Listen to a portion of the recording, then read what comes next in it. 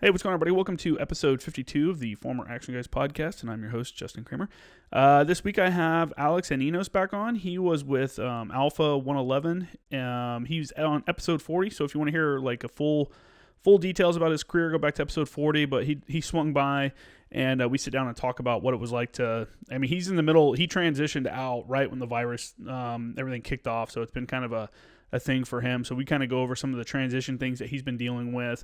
We do probably a little bit of politics, and during the recording, we had the riots going on in LA, well, across the country on mute. And so we kind of reference that a few times, and we'll describe what we're seeing and kind of talk through that. So there's something like that in there too. And he also kind of talks about some of his more memorable fire missions that he processed as the fire direction control in Syria. So interesting conversation, good times. If you normally watch this on YouTube and notice it's not up there, that's because the video file got corrupted and I lost it. So we're audio only this episode. But we'll be back with video on the next one.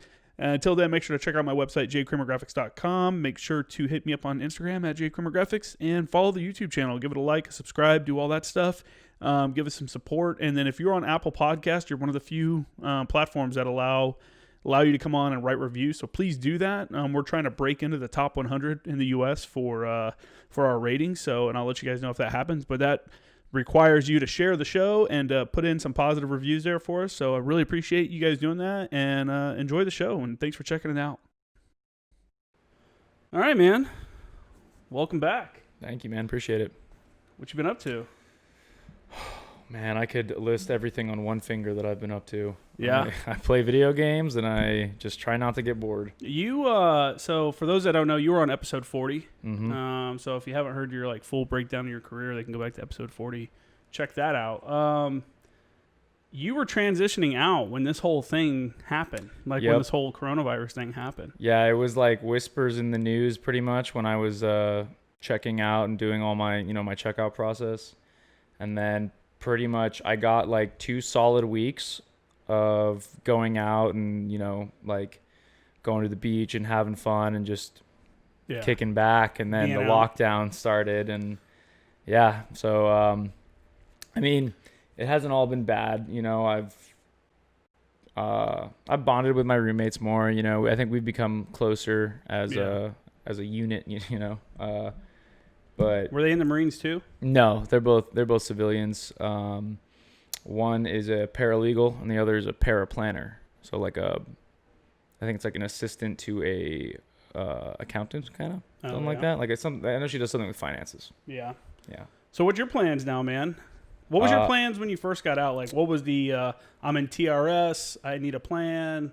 What was that plan, and what does it become? My plan was to. So I had like a 2-step plan. One was when I got out, I was going to do some traveling. I have family in Iceland that I wanted to go visit. Yeah. And obviously that got kicked to to whenever now. Yeah. And then the second was, I want to go to SDSU and I was going to apply there. So I'm actually waiting right now to apply in October for the fall semester of 2021. Okay. And right now I'm thinking about starting like some community college and knocking out some courses through that. For sure. And I'm just, I'm like toying with the idea right now. I know that sounds kind of dumb, like to toy with the idea, but I just, I don't know if it's what I want to do right now. I don't know if that's the course I want to take. Like, it makes sense to me in my head, but at the same time, I know there's like, it's a different application process for SDSU if I have if I'm a transfer student versus if I'm a first-time freshman. So I'm trying to weigh like what are the better options for me right now. So you haven't taken any college classes at all? No. Oh, wow. Okay.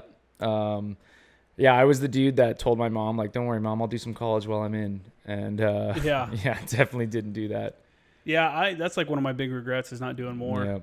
Yep. Every time I planned to do it, I didn't think I was going to have enough time. And then I was like, fuck, I have plenty of time. I could have like done an online class. Yeah, exactly. I was always afraid that it'd be like, all right, we're going to, ITX or something or some 30-day long field op. And then I'd flunk out of a course and owe like, $400 to TA or something like that. So, yeah, no, for sure. No. You're right though. I know for SDSU the transfer policies like it's either 30 or 60 credits. Yeah, you have to take. It is 60, and there were like specific courses that I had to have. I mean, most of the gen ed stuff, but then I think it was there was one I think it was about like public speaking. I want to say, yeah. That's another gen ed though. Really, public speaking is one of the lower, really lower division like communication classes you have to take or you can take. I did not know that. What would you study?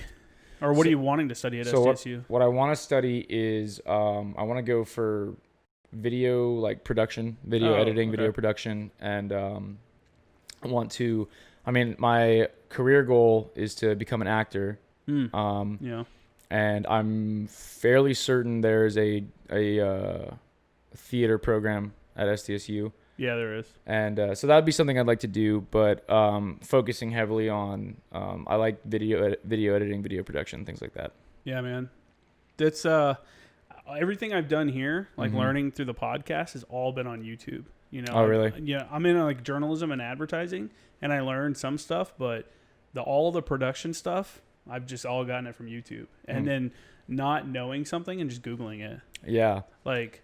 The last podcast, I went ahead and just released audio only because I've been trying to release the audio and video at the same time, you know, and being consistent about it so people can be like, oh, okay, on Mondays and Thursdays, the podcasts are coming out. The last one, I don't know what was going on when I was editing in Adobe Premiere, and it was just, it would not process the video. It would not export it to an actual, like, you know, all the different files stacked on top of each other. Yeah. You know, export it out to an actual video file. And I was just so frustrated, so I just released the audio. And then I'm like Googling stuff. I'm just messing with stuff. And the shitty part is as it was exporting, it would get 77% done is how far it would go. And then it would just freeze. But to get to 77%, that's 2 hours. That's a 2-hour process on my MacBook. Oof. So I'd have to wait for 2 hours for it to get to that. And then it freezes and be like, fuck, what could it be? Try something new, start it over, wait 2 hours. You know, it's the worst. Maybe if I learned it in school, then it would be easier, but it's a process, man. So, dude, so for the people that are listening only, I mean, you can't see it if you're watching, but we have the news on muted, and it's about the protest about the dude getting killed in Minneapolis. And this is in San Jose, in downtown San Jose.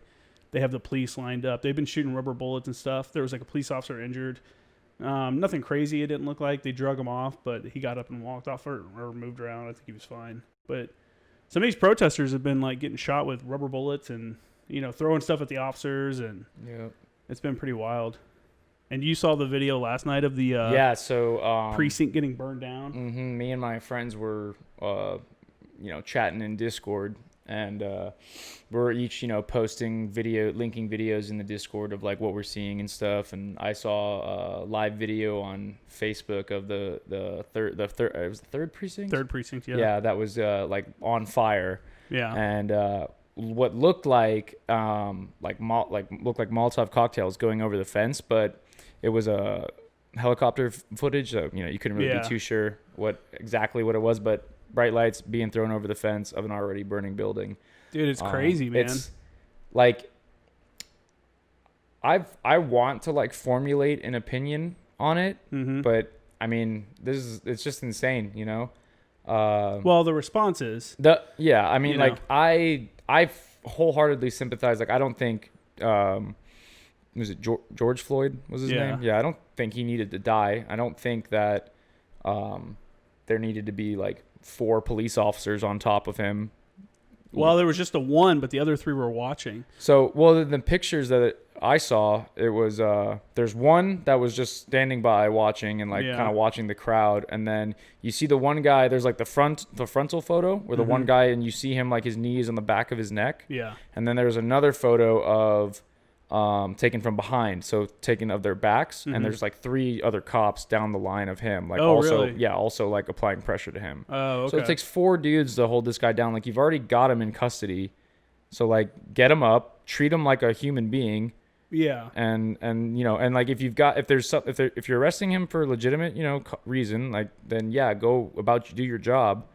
But I don't know. I just think I'm a firm believer in that there are definitely people that are police officers that should not be police officers. Yeah. Just like, I mean, I've met dudes in the military who should not be in the military, you know? Yeah, it's a direct reflection of society. Exactly. So, and it sucks. And, you know, like same thing as how like we get held to a higher standard in the military, and we hold our police to a higher standard. And there are individuals who fail to meet those standards, you know, and then they give the rest of the police force a bad name. Yeah, exactly, for sure.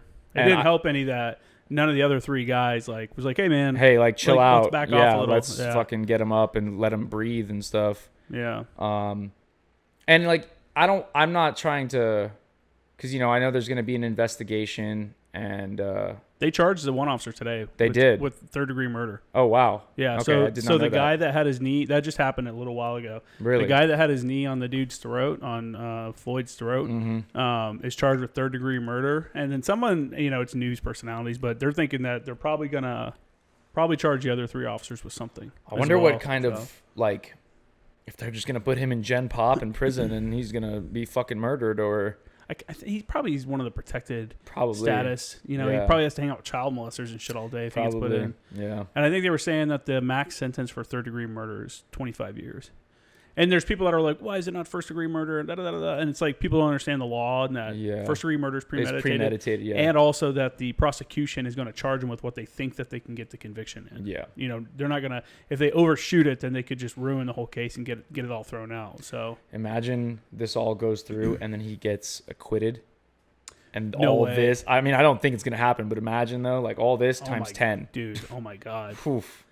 Yeah, it would be a weird place. Yeah. California has been pretty calm so far, I think. There's some stuff in LA. There's I heard San there was Jose, LA. But nothing like Minneapolis was. And I watched the video of the police cars bust through the fence, their back fence, oh, really? And then like leave that precinct that they burned when down. They were, and like a little convoy, people were throwing shit at them and stuff. I'm like, dude, so man, insane. like, yeah, you're not helping anybody by burning down like the local stores. And people are like, well, no, it's only corporate buildings, and no, it was. I saw a GoFundMe for a guy he's a firefighter in the area. Yeah, he's a firefighter in the area and used his life savings to buy a bar or something like, you know, buy his bar and have it, and then they burned it down last night. That's like, oh, dude, that's you know, that's the real like tragedy, you know, like. Not the real tragedy, I guess, because the dude dying is obviously the biggest tragedy. But but there's no reason why people that are not involved at all, and your neighbors should pay for that. You know what I'm saying? Like, I don't know. Protest. I'm all about protest. If you want to protest, absolutely. do the protest. I might even venture to say I'm maybe for the police precinct burning down. I don't know, but I'm not. I'm for trashing local business. That. To me is private property, businesses, like, dude, let them be, man. Like, they didn't do anything, and it just hurts the community. The guys that were the armed guards for the local businesses, and supposedly, I don't know if this, I don't think it's confirmed, but supposedly those dudes got arrested. Oh, really? Last night, for what? During the day at just for being out there. For being out there, yeah.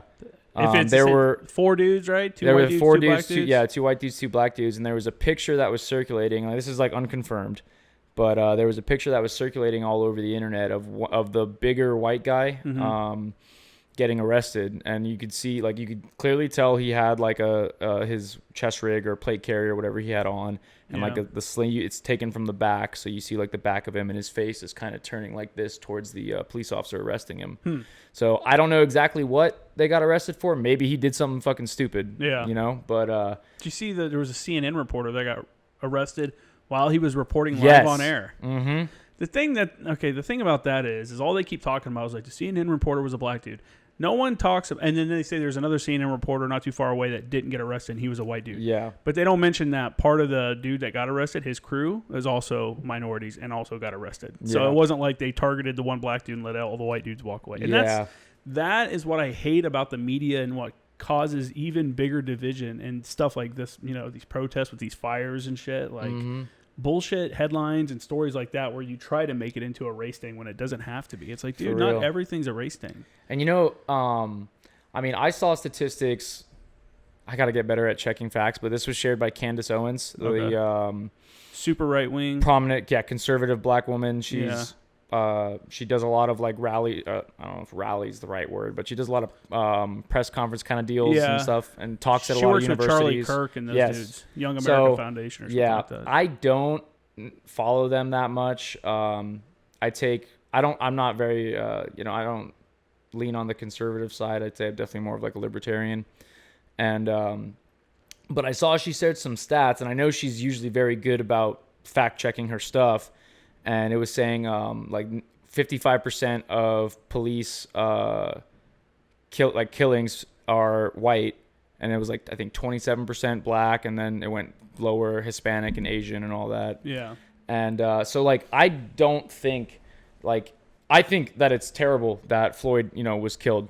But I don't think it's cops are killing black people problem. I think it's a cops are killing people problem. Yeah. And I think that like I said before, there are too many people that wear the uniform that should not wear the uniform, that shouldn't be given that measure of authority that comes with having a badge and a gun. How can you identify somebody like that before they do something exactly wrong? Yeah, and that's what's the toughest part, I think. Apparently this dude, the dude that got charged, had like 18 he'd been, and then Amy Klobuchar, who was one of the presidential nominees, or not nominees, but like running for president for the Democratic side, and is also like one of the top people that Joe Biden was looking at, was part of that district, and decided not to prosecute him for something else. So that all came out too. I was like, oh shit, that's not good. Yeah. And that's another thing that bugs me about when cops do something wrong, they get investigated by other cops. Well, yeah, but I mean, yeah, like internal affairs, I get it. They're like a separate kind of deal. Yeah. But at the same time, I think it should be a third party kind of investigation. Well, that's when they bring in a grand jury, though. Is it? And that's when you hear a grand jury investigation. That's what that is. That's like a group of people that are going to do the investigation that aren't necessarily, they're a makeup of other people. Yeah, I like that. I don't, I don't like the idea. It'd be like, I don't even know. Because you get a court martial in the military. That's other military dudes fucking. It's a tough job, man, being a cop. You got to imagine every day you're walking out the door thinking like you're going to violate somebody's rights. Yeah. Like that's part of the job, is violating people's rights. Now you have to show that you have justification to do so. Mm-hmm. At the same time, you're seeing people that are in their like worst situation of their life, maybe at that, imagine the stuff that they deal with every day. Like they see nothing but shitty stuff all day long. Or they see the annoying people, the Karens that are calling. Hey, supposedly Karen is worse than the N-word now. So no, really? If that's what they're saying. Is that a thing? That's what the Karens are saying. That's what I'm hearing on the streets. Yeah. Karen. Yeah, there's a lot of on the Twitter sphere. A lot of middle-aged white women with the bob cut saying that calling someone a Karen is worse than saying the N-word. So people are dumb. Crazy world we live in. It is a weird world, man. And that's what I was gonna say. Like before, you got out of the military thinking like this is the next step. Yep. Like, and this is the rest of my life, and then it turns into lockdown. And luckily here in San Diego, it's kind of loosening up a little bit. Yeah. I'm gonna try to get my hair cut this week. Oh, really? Yeah, I'm going to record this podcast. I have one I got to record on Sunday morning. And then next week, during the week, I'm going to try to... They're opening up haircuts this week. I'm going to try to go to a bar this weekend. Yeah? Yeah, I think so. I mean, I know some of them in PB are opening up. It's limited capacity, I'm pretty sure. But I think I'm just going to try to go to a bar and have a beer. There's been some restaurants open. That's, the BJ's like down from my apartment, down the street from my apartment is open. Yeah. I think it's only outside seating. But, yeah. I mean, that's better than nothing. I miss going to a restaurant, sit down, hang out. One thing I miss the most, going to the movies. Yeah? I love going to the movies. That's like I'll go to the movies by myself. Yeah. Like, I just love going to the movie theater, getting like a giant-ass tub of popcorn and a big fucking thing of Coke. It's not real unless they're both like $16 each. Yeah, right. And then fucking just watching a new movie and pigging out on popcorn and Coke and... just enjoying it. And then the movie theater down from my apartment has the reclining seats. Yeah. So I just live it up. That's the way to go. Half the time I pass out when I'm watching one of those because it's just like, it's just nice so and comfy, comfortable and everything. And they don't make it too cold too. So it's like perfect. I think the last new movie I went and saw was the new I was gonna say Walking Dead. No, the zombie movie, Zombieland. Oh, Zombieland 2? Zombieland 2. Yeah. That was a pretty good movie. I did not see that. The last movie I went to go see was 1917. And I went to see that one by myself. Yeah, it was really good. Dude, I want to see that. It is, I'm not going to like spoil anything, but yeah, really fucking good movie. Not what I expected, but also was not disappointed at all. I want to see that. I want to see Once Upon a Time in Hollywood. I want to see that one too. That's another big one that I've been looking at. Yeah. Movies, man. That's BC stuff. It's the before coronavirus. Mm-hmm. What else would be nice to do before coronavirus? Sit on the beach instead of having to either walk, run, or swim or surf. I think they're going to let people sit on the beach next week. Oh, really? San Diego County, yeah. Done. And it's going to be one of those and you don't even have to social distance, I don't think. It's one of those social distance if you can, wear a mask if you can't. Right. Kind of deals. But most people, who gets within 6 feet of each other at the beach anyway? Me and my friends, my roommate's friends that I am now acquainted with / friends with. I'd go as far to say friends. I don't know. I get weird about stuff like that. But we set up on the beach in PB and set up a volleyball net and like a whole little kind of tent city contraption called the Honey Hole, and we just play volleyball and hang out. Claim your spot. Mm-hmm. It's a lot of fun. Yeah. So yeah, I'm very much looking forward to doing that again. How close are you to the beach over there? From my apartment? Yeah. Like a 15-minute drive to PB, pretty much. Okay. Yeah. Yeah. Yeah. This is more inland than where I was before. It kind of sucks, but what are you gonna do? It's really making me want to move though. Not being right next to the beach, where it's like if I'm not within walking distance, it doesn't feel like it's worth it. And right now you can't do. Now it's starting to open back up. Yeah. But before you can't do shit, and it's like. If I didn't have to finish school at SDSU, I probably would have moved. Yeah. Somewhere. Yeah. I don't know, man. It's a weird world. We got to see what happens. Yep. I mean, shit, we're only in, what are we in, May? Yeah. End of May, right? End of May. Shit. I don't even know what fucking day it is. I know. I know how you feel. Yeah. But, we're only in May. We still got a little over half the year to go, and so far, 2020 has been one thing after the other every month. So, dude, every month. Yep. And it seems like people are just kind of over it. Yeah. You can just tell when you see people out and about. People not wearing masks right. People just not wearing masks. I was at the grocery store a little while ago, and a guy tried walking in with those like really thin plastic bags you use to like put your chicken in. Yeah. He had one of those draped over his face, and the security guard stopped him and was like, "Dude, you can't. What are you doing? You can't come in there with that." He's like, "Fine." He got all mad and turned around and walked out. And well, then I said something to the cashier. I was like, "Does that happen quite a bit?" And she's like, "I don't know." She's like, "I don't know why they even stopped him." And I'm like, "Okay." Oh, all right. Yeah, I was like, nobody fucking cares anymore. Yeah, it's people are getting tired of it. Just, I don't know, man. I have this one lady that I always see in my neighborhood. The first time I saw her, I was on my way to Ralph's to do some grocery shopping, and I had like a little face mask on and everything, because I can't Ralph's, they don't let you in unless you have it on, like anywhere else pretty much. And I'm walking, and she's like maybe 60 feet in front of me, walking towards me. And I'm like, okay, cool. I see her, like I'll get out of her way because, she's older. She looks maybe like early 70s or so. Yeah. And she stops like 30 feet out from me, and she's like yelling. She's like, "Can you get on the sidewalk or get off the sidewalk, please?" And I was like, "Sure." So, yeah, okay, crazy. Yeah, I was like, all right. So I got off the sidewalk for her, and she walked by. Didn't even say thank you. People out here don't say thank you very much. Yeah, I know. It's super weird. And I was like, all right, cool. So we both have masks on, and I gotta stay 30 feet away from you. I was like, I'm not walking into traffic. Like I was already on the street. So yeah. Luckily, not a whole lot of people are driving around right now. Some people are taking it to the extreme. Yeah, and I don't know if it's the same lady, but I got yelled at a couple times when I go on runs in the morning, and there's a woman who yells at me because I run and I don't have a mask on, and I told her to call the police one time. She was like, "You don't have a mask," and I was like, "Call the police," and I just kept running, and I'm sure she did. Who the fuck would wear a mask while you're running? So, everyone else that runs in my neighborhood. Oh, really? Except for like a couple people that I see. But yeah, most of them, masks on. But they're like the cheap Well, Well, no, I I don't feel know like how an cheap asshole. they're. No, I mean, I think they're assholes. Like, dude, you're running. Yeah. Like, don't wear a fucking mask. You're fine. It's like that same dude 6 months ago was making fun of the guys wearing the Bane mask when they were Yeah, out running. right? You know?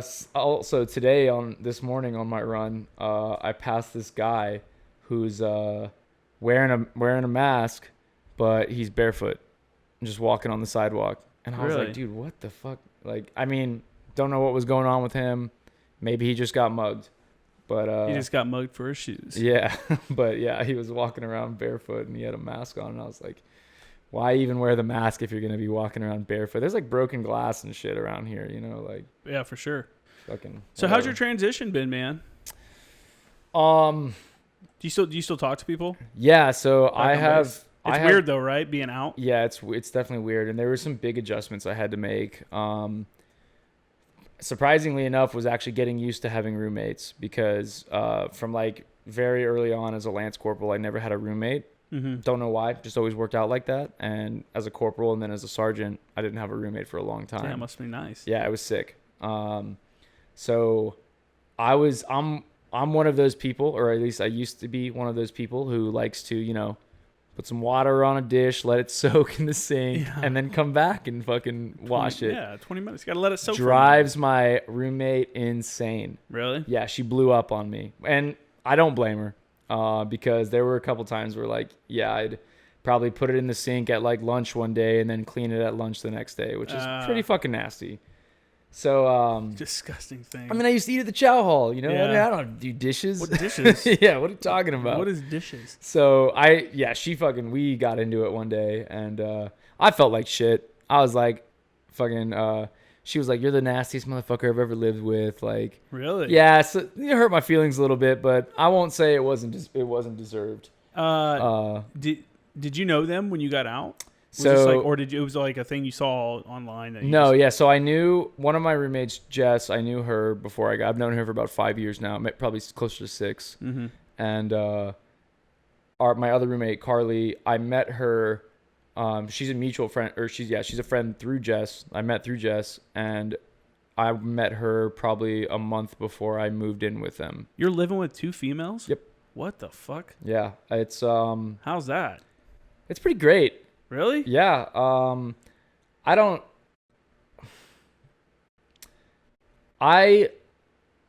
Don't get me wrong. So I have like guy friends, right? Yeah.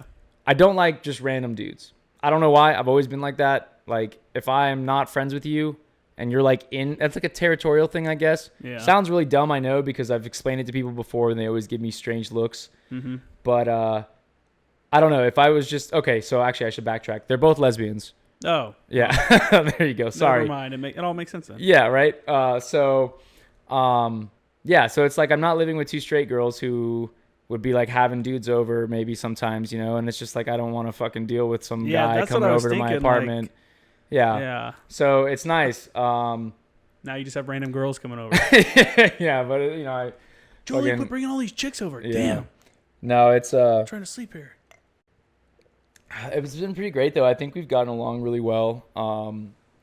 Like I'm all about fucking like, you know, LGBT and stuff like that. I think Yeah, do your thing, man. Yeah, exactly. You can't not be about it. Out Yeah, here in for real. That's California. fucking suicide if you do that. We Like, live. I mean, I live a couple miles away. Not even probably a couple. Probably 2 miles away from Hillcrest. yeah. You know, that's like the gay capital Yeah. down here in Southern And California. I went to Hillcrest one time. It was me and a bunch of my Marine buddies and my friend's girlfriend at the time. Mm-hmm. She invited us to a house party in Hillcrest. And we were like, fuck yeah, like house party. You know, we're Marines. We love do to a drink. house Let's do party. it. So we show up to this house in Hillcrest. Really nice house. Yeah. We didn't get any of the like info before about like what this kind of party it was or anything. So we show up, each got like 230 racks of Bud Light, you know, and we're ready to fucking throw down. We walk in, there's like kids in the living room playing, and it's like a housewarming party. Oh, it's like it a was dinner party. Navy dental officer and his wife that had just moved into their new house and who were friends with my friend's girlfriend. Jeez. That's And- not what you thought. Yeah, so I was like, I walk in, I'm like, let's get fucked up. And then I look and I see just, you know, little kids in the living room. And it was pretty funny. You should have got a heads up on that. Yeah, but it is what it is. It ended up being a fun time, anyways. Yeah. But so it was funny because it was the first time I ever got catcalled.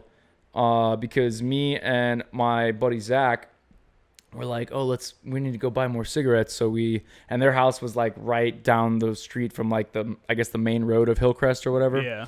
So we were like, we'll find a smoke shop or something there, right? We didn't, at that time too, I didn't know that Hillcrest was the like gay city area, whatever, whatever it is. San Diego, yeah. So I started to catch on though when I passed like just a lot of bars with like nothing but dudes in them, and they were whistling at us and stuff, and I was getting eyes and everything, and I was like, dude, is this like what girls feel like when they go out? Because this sucks. Like, I don't like this. I'm not a piece of meat. Yeah, right? Like, I've never fucking catcalled anyone in my life, because I always thought that was just like, 1950s stuff, or at least in like an 80s movie, Yeah. But yeah, it was pretty funny, and I was like, well, this is insane. And then we did find our cigarettes, and we made it back to the party. And I learned a new game too called I think it was called Hammerschlagen. What's that? So it's like a drinking. Oh, I can't even say it's really a drinking game. You just drink while you're doing it, but you get like a tree stump, and everyone hammers a nail in a little bit, and then you just go around. You get like one swing, and the first person to get their nail flush with the trunk is like, I guess, safe or whatever, and the last person has to, I guess, chug their beer or something. I don't know, but it's a lot of fun. And if you like bend your nail or you fucking knock it out or something, you're out. So we used to, when I partied at Purdue back in the day when I was like 19, I'd go to my buddy's house, the Gemini house on Purdue, and they would have before the IU games and stuff like that, they'd have like the Screw IU parties, and then so the night before the game or that weekend, and they would do Boilermakers. And every Boilermaker, it's the Purdue Boilermakers, every Boilermaker you drank, you got to screw you sign your name on the board and you put in a screw. And then every one you would just put in another screw. And the next day you'd see this board with like, most people did like one screw, maybe two. Someone would be like all kinds of weird angles because someone did like eight shots. And fuck. Yeah. Back in the day, man. I think that's been the biggest change since I've gotten out is I don't drink hardly ever. Like I've maybe gone through, I would say probably like 20 beers since I've gotten out. Really? Yeah. I've had like, I go to the beach and have like a few drinks with my friends, but yeah, man, I barely drink these days. I don't know why. It's just, well, one, I'm not really drinking with anyone. I don't really want to drink alone. Yeah. I think that's like when it's like a problem. It seems like a valid reason not to, yeah. But yeah, and then also it's just kind of lost its charm, I guess. How old are you now? I'm going to be 27 on Tuesday. You old fuck. Yeah. Yeah. I don't feel old. I feel like I'm just getting out of high school again, Nobody feels old, man. Then all of a sudden you are old. You're like, what the fuck? You're like, fuck. But yeah, So drinking less, yeah. I don't know. You lived in the barracks the whole time, right? Yep. Like the whole time you were in C. I lived in base housing most of the time. I was married most of the time I was in. So I drank less when I came in the Marine Corps. Oh, really? Yeah, I really cut back because I was partying. I lived right next to Purdue University. I was working, and my buddy lived in a fraternity over there. So I would just go and be there on the weekend and just party every weekend. And then I joined the Marine Corps and ended up getting married, having a kid and all that within like a few months of each other. Yeah. So my life went from like, woo, like partying to like, being a regular dude sitting at home. Yeah. And like you said, you're not going to sit there and just do shots by yourself, or chug beers or whatever. It's just, that's kind of pathetic, really. Yeah. Do body shots off myself. Yeah. I don't know. That is something I miss about the Marines is like going TAD to places or going places and like getting fucked up with all your homies. Oh yeah. I think one of the most fun times I had was me and we had like it was like a platoon's worth of guys from Alpha. We went out to the Yuma Proving Grounds. Yeah. And we were shooting artillery for the new Gator radar system. Okay. And they were running their tests or whatever. So it was like we'd in place and set up in the field by like about 10 every morning, and then be done by probably around 3:30ish. Get back to the little squad bay we were living in by like 4 or yeah, we like clean the house or whatever. Get back to like at 4:30, and then from there it was just like, all right, guys, like fucking, there's a bowling alley and some stuff. Like do whatever. I went to a little Italian restaurant there. Yeah. And so we just go to the bowling alley, and me and my buddies would see how many pitchers of beer we could put back, which my number was 1.5, which I was pretty impressed with, but my other buddy was like 2.5, so, and he was a monster. So yeah. But yeah, so, and we just got drunk at a bowling alley and ate like fucking on base or off base. It was like this weird quasi on base type deal, I think. Like there was a PX and a barber shop, but it was like this one little section. Yeah, that place is way out in the middle of nowhere. Yeah, I don't know exactly what the layout was like. Did you get to see their like threat museum or their? We got to go see, I don't even remember what this thing was called, but it was like a giant ass gun that was like, it was made with the idea of like shooting down satellites. It was like a big, yeah, something like that. It was like a big fucking howitzer. I have a picture. Actually, shit. Yeah, it's on my Instagram. I'm standing next to like a model of the shell that this thing shot, and it's like, I mean, I'm 6'4", and the round is like maybe up to here on me. Jeez. Or maybe like fucking chest height ish, and this thing is just massive, and it was like, when it was first being built, it had the idea of shooting satellites out of orbit or something. That's what the guide told us. I don't know what kind of math that takes. Yeah, shit. I don't even know. I feel like it wasn't successful at all, because I don't remember them saying like they did it, you know? It works. And then it was being worked on to be like this big anti-bunker weapon. So if you had like a huge, bunker system, you just direct fire into it and blow the fuck out of it. Jeez. And then the guy said something about someone working on something in modern times, and then I tuned out because it was hot and I wanted to go back to the squad bay. Yeah. But it is hot as fuck out there. Yeah, but yeah, they showed us some of the cool stuff, and we got to go watch them shoot the 105s, the old school like Vietnam era howitzers. Yeah. Well, the Army still has those. Yeah, and they use them for their airborne artillery. Yeah, they jump in with them. That's pretty wild. I'm pretty sure the Marine Corps. Well, fuck, I actually don't know now because there's like a whole new thing going on. Some of the talk when I was still in during my like last couple of years was that since we did away with the 120s, was that we were gonna get 105s back. But now that there's this whole new plan with like getting rid of tanks, and I think they're restructuring artillery and stuff. Yeah, they're getting rid of like almost all the 2 battalions. Yeah, so I don't know. I don't imagine them bringing back 105s. So no, the only time I ever saw 105s was I was at 10th Marines, and they had I went into one of the gun bays, and they had a bunch lined up inside, and I'm like, what the fuck? And they're like, oh, these are our ones for ceremonies. Ceremonial, yeah. Yeah, I was like, huh. Yeah, and 111, it was like a rotation. So, like, every battery had them for, like, 6 months or so. You're on ceremony duties. And you were like, you were the guys that were on that. Luckily, that was the 0811s on FTC. I didn't have to do any of that. I knew a guy back in the day when I was a private or a PFC. Well, I was probably PFCs in the fleet. He was a RD guy. I don't remember his name. But I think he might have been either a gun crew chief or the battery gunny for the detail that did Reagan when he died. That did his 21 gun salute. Oh shit, really?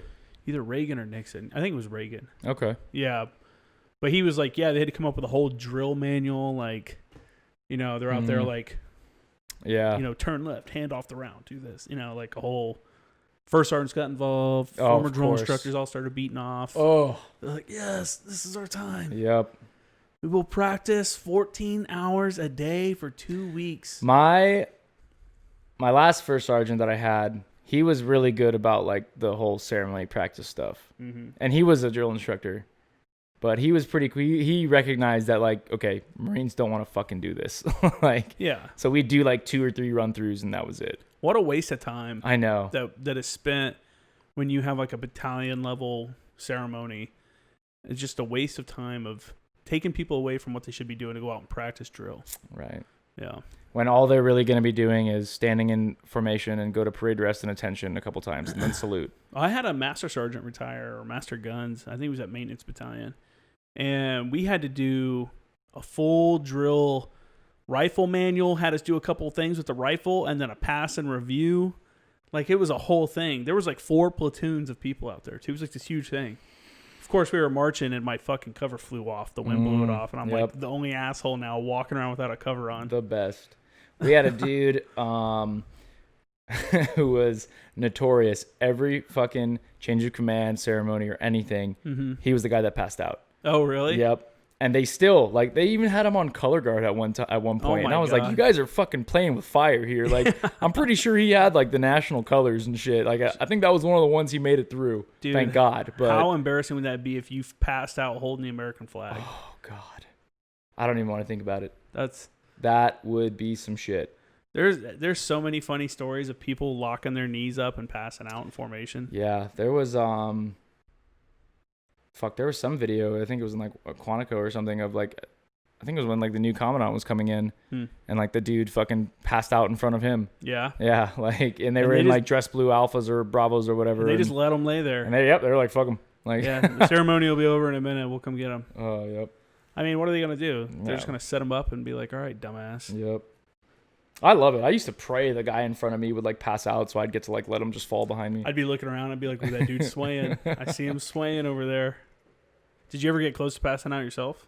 No. One time I got yelled at because I have like long, awkward arms. And for the people that watch the video, will see it when I'm sitting here and my arms like this, you know.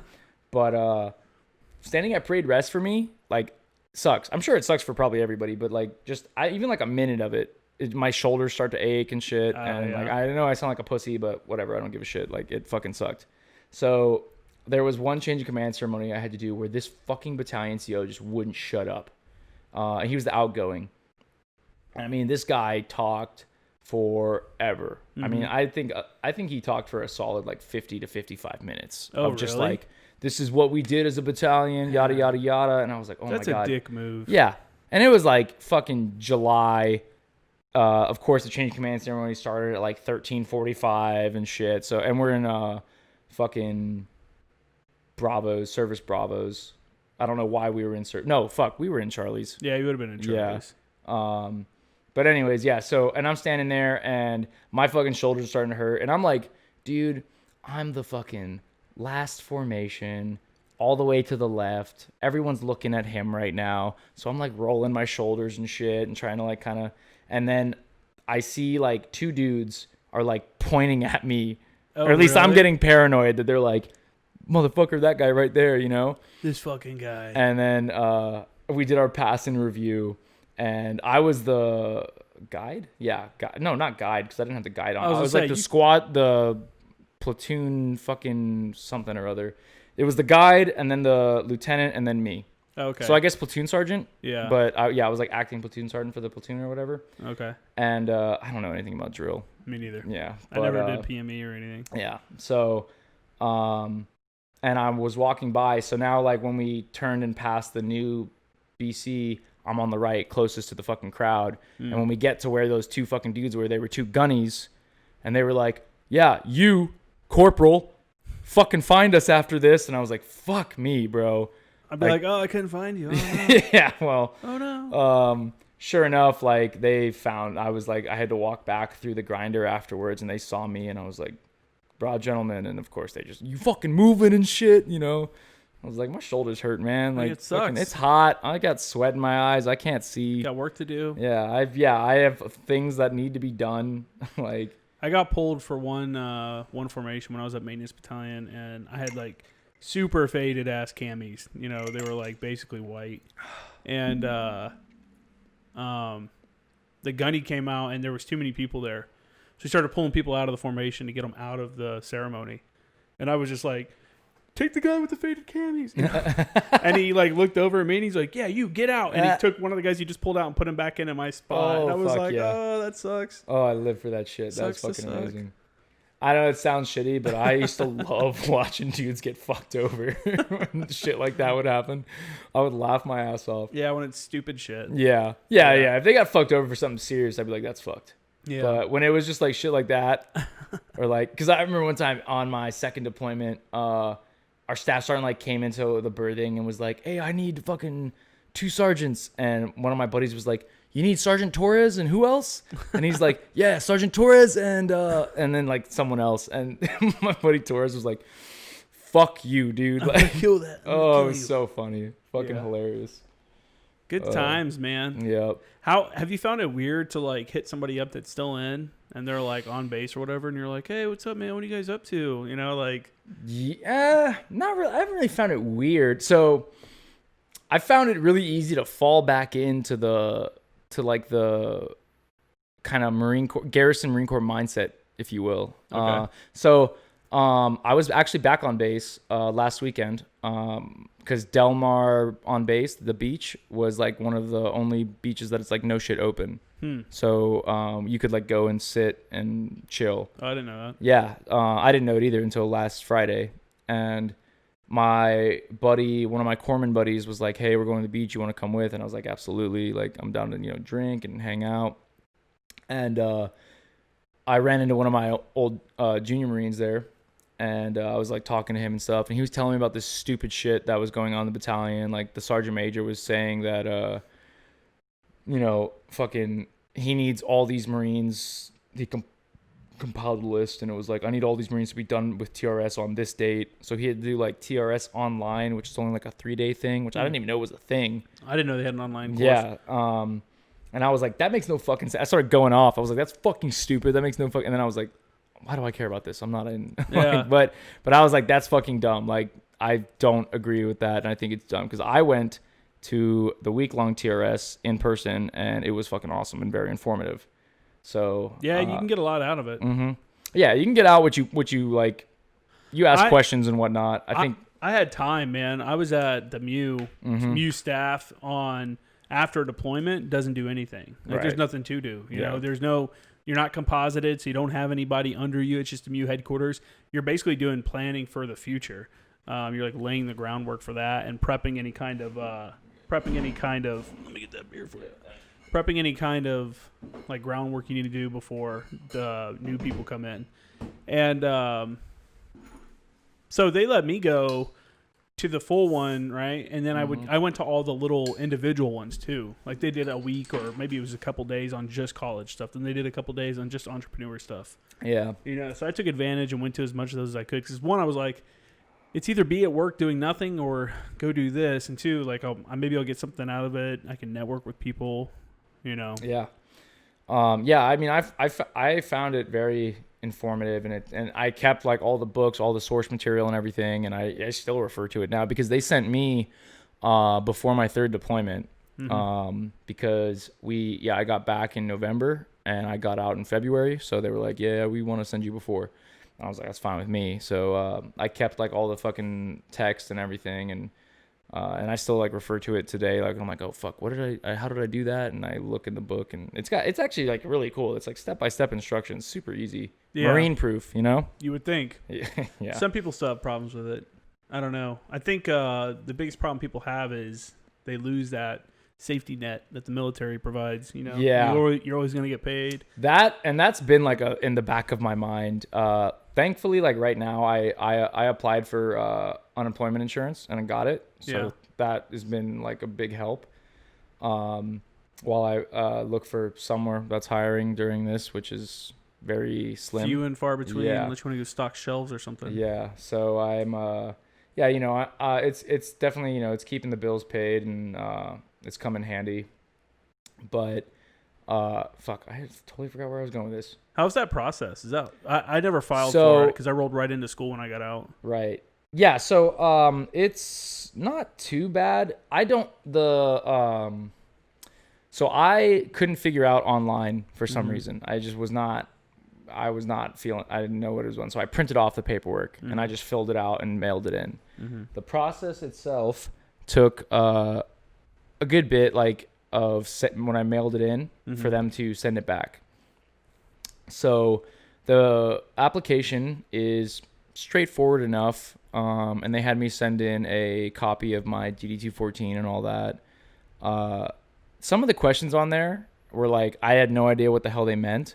So I was like, I don't know what this is. I don't think that applies to me. So I just left it blank. And I was like, I hope that this doesn't get like sent back. Yeah.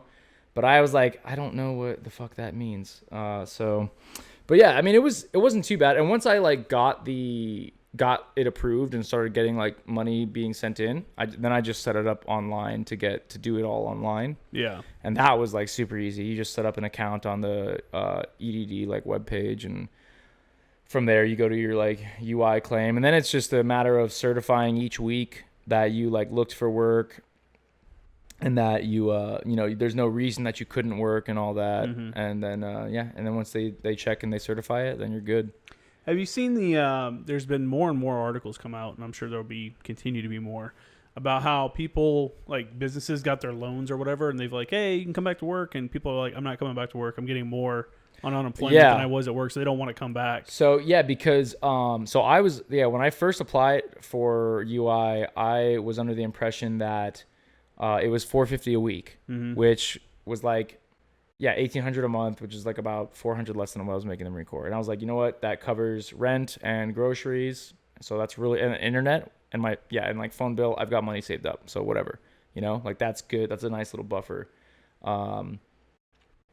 And then I found out when I started getting the money that there's also like, I think $600 extra on top of it for the coronavirus. They've bumped it up. Yeah, so I thought it was a mistake at first. I was like trying to look up how to fucking contact these people and be like, yo, you guys gave me a shit ton of money. I'm not trying to, down the road owe money. And then, but then I found out that there was extra because of the coronavirus and shit. So yeah, a lot of people are making extra now, but I think I would much rather have a job right now. One, because I'm insanely bored. Yeah. At home. Like I'm very much like I need to kind of usually do something with my hands or something like that.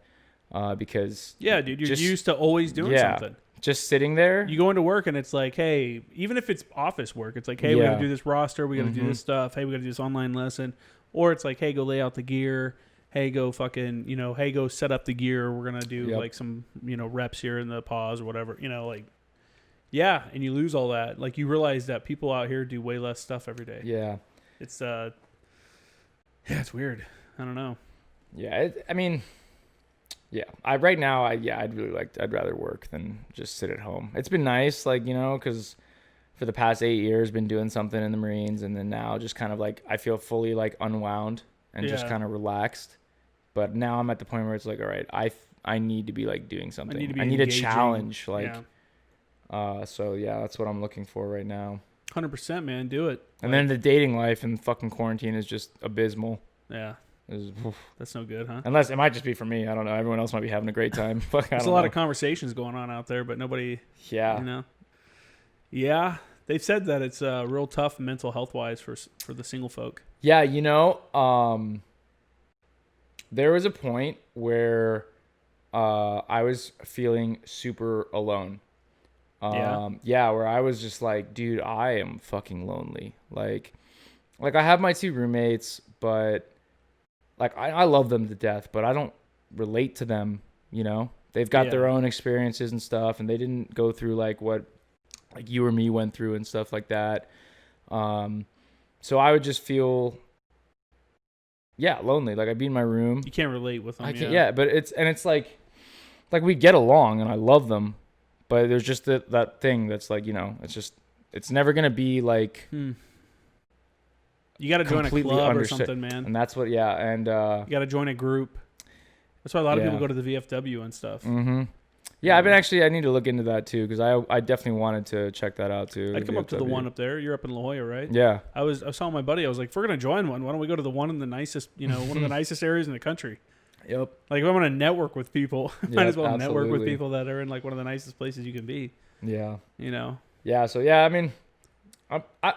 I got over it. I think like there were times where I'd be in my room, man, and I was just like, I'd be like laying on my bed, just looking at the ceiling, just like, dude, fuck. Like, well, you're like me, man. You decided you got out and you didn't go home. Yeah, you stayed here, and it's different being on the outside of the gate looking in, kind of deal. Like you went on at the base and stuff like that, but it's still not the same. Yeah, it's not. I don't know, and it's gonna get even more. You're gonna become more and more disconnected as more time goes on. Your boots are gonna become leaders, and you're gonna be like, who the fuck put these dudes in charge? I can't believe somebody's in charge. And then you're also going to see, like, dudes are going to have events that happen that you're not part of and they're talking about. That you're like, it's just, it sucks. Yeah, I already got a taste of that too when I was at Del Mar hanging out with my buddies, because I met up with a couple other dudes that I was in Alpha with. Yeah. And they're talking about things that I'm like, I wasn't there for that. I don't know what you're talking about. And they're like, back in my day, we didn't do that. Yeah, right. In the old core. Had to take off my veteran hat. Yeah. Wipe my brow before I gave him a response. Yeah, man. It's I think that's the struggle for everybody. Is you get out of the military and you're like, what the fuck do I do now? Mm-hmm. What was it all for? And what's next? And I think the people that have the easiest time are the people that get involved in something. Yeah, I think so too. And I've noticed that actually with a lot of like the people that got out before me that I was friends with, is that a lot of them latched on to kind of like the first thing that gave them like a sense of purpose, Mm-hmm. And that's not necessarily a bad thing. Mm-hmm. But I noticed that a lot of when dudes like transitioned out of the Marine Corps, and there would be a period of time where they were kind of like, what the fuck? And then something caught their attention, caught their eye, and was like, this feels right. And then they just like full force fucking went into it. Yeah. I've noticed that like on several different occasions. And I haven't like found my thing yet, but what do you like? Like, what are your hobbies? So what I'm doing right now is I'm saving up, and I want to buy like a really nice fucking camera, and I want to start like content creating on YouTube. Mm-hmm. I have like an idea for like a sketch comedy show that I want to do. Okay. But it's all mental blueprints right now, like I haven't committed anything to paper, which I'm super bad about. I get like 1,000,001 ideas in my head. There's nothing wrong with that. Yeah. As long as at some point you pull the trigger and take action on one of those ideas. You know what I'm saying? You can think about stuff, and that's the difference between successful people and people that aren't. Yeah. That's one of the major differences, is that you decided to pull the trigger. Forego any kind of weird feelings you have towards it. Is it embarrassing? I'm putting myself out there. Dude, I know. Look, I'm making a fucking podcast. I've got I looked today, I have 125 hours of just of content. That's just straight podcasts on YouTube right now. And I've probably said a ton of stupid stuff in that time frame. There's probably stuff in there that was completely wrong. I know there's stuff that's wrong. That I've gone back and listened, and I'm like, what? Or like I couldn't remember something. I'm like, what am I? I'm a fucking idiot. But you just get over it. And then once you start getting feedback from people, you're like, dude, like people enjoy it. I've had a lot of positive feedback from this. Conversations like this where other people out there are experiencing the same thing. Yeah. They're just trying to figure it out. Yeah. If you should talk to, you got to link up sometime with Michael Farrell, who comes on the show all the time. Yep. He lives right down the road. He's trying to get into, I don't know, he's been talking about doing some kind of content, stuff like that, and he was also talking about getting into some acting back in the day. I don't know if he's still considering it, but also he reached out to Vet TV. Yeah. They're up in like Temecula or something. They're not very far from here. Yeah. They're apparently they're pretty responsive to like messaging. Yeah. That's I want to reach out to them, because I think we touched on this a little bit on the last time I was on. Mm-hmm. I went to one of their viewing parties in Oceanside, and I met one of their producers there. He was a former 03, and he was super cool dude. Yeah. And we got into talking. He's like, "You here for Vet TV?" And I was like, "Yeah, man." And he's like, "All right, awesome." And I was like, "I actually want to be an actor when I get out, so this is like really cool. Like I really dig this." And he was like, "Dude, you got to meet Donnie," and fucking introduced me to him. And he was a really cool guy. The whole cast was like super like cool dudes, like, and girls. But yeah, like, and so I got to meet like, a lot of the cast and stuff. This was before when they were a little bit, I don't want to say smaller, but they definitely didn't have as many people as they do now. Yeah. It was like that core group of the actors that were in like everything, Yeah. But yeah, and it was so cool to meet all of them. And then they were all like, yeah, we got to cast you. And this was back when I still had like 2 years left on my contract.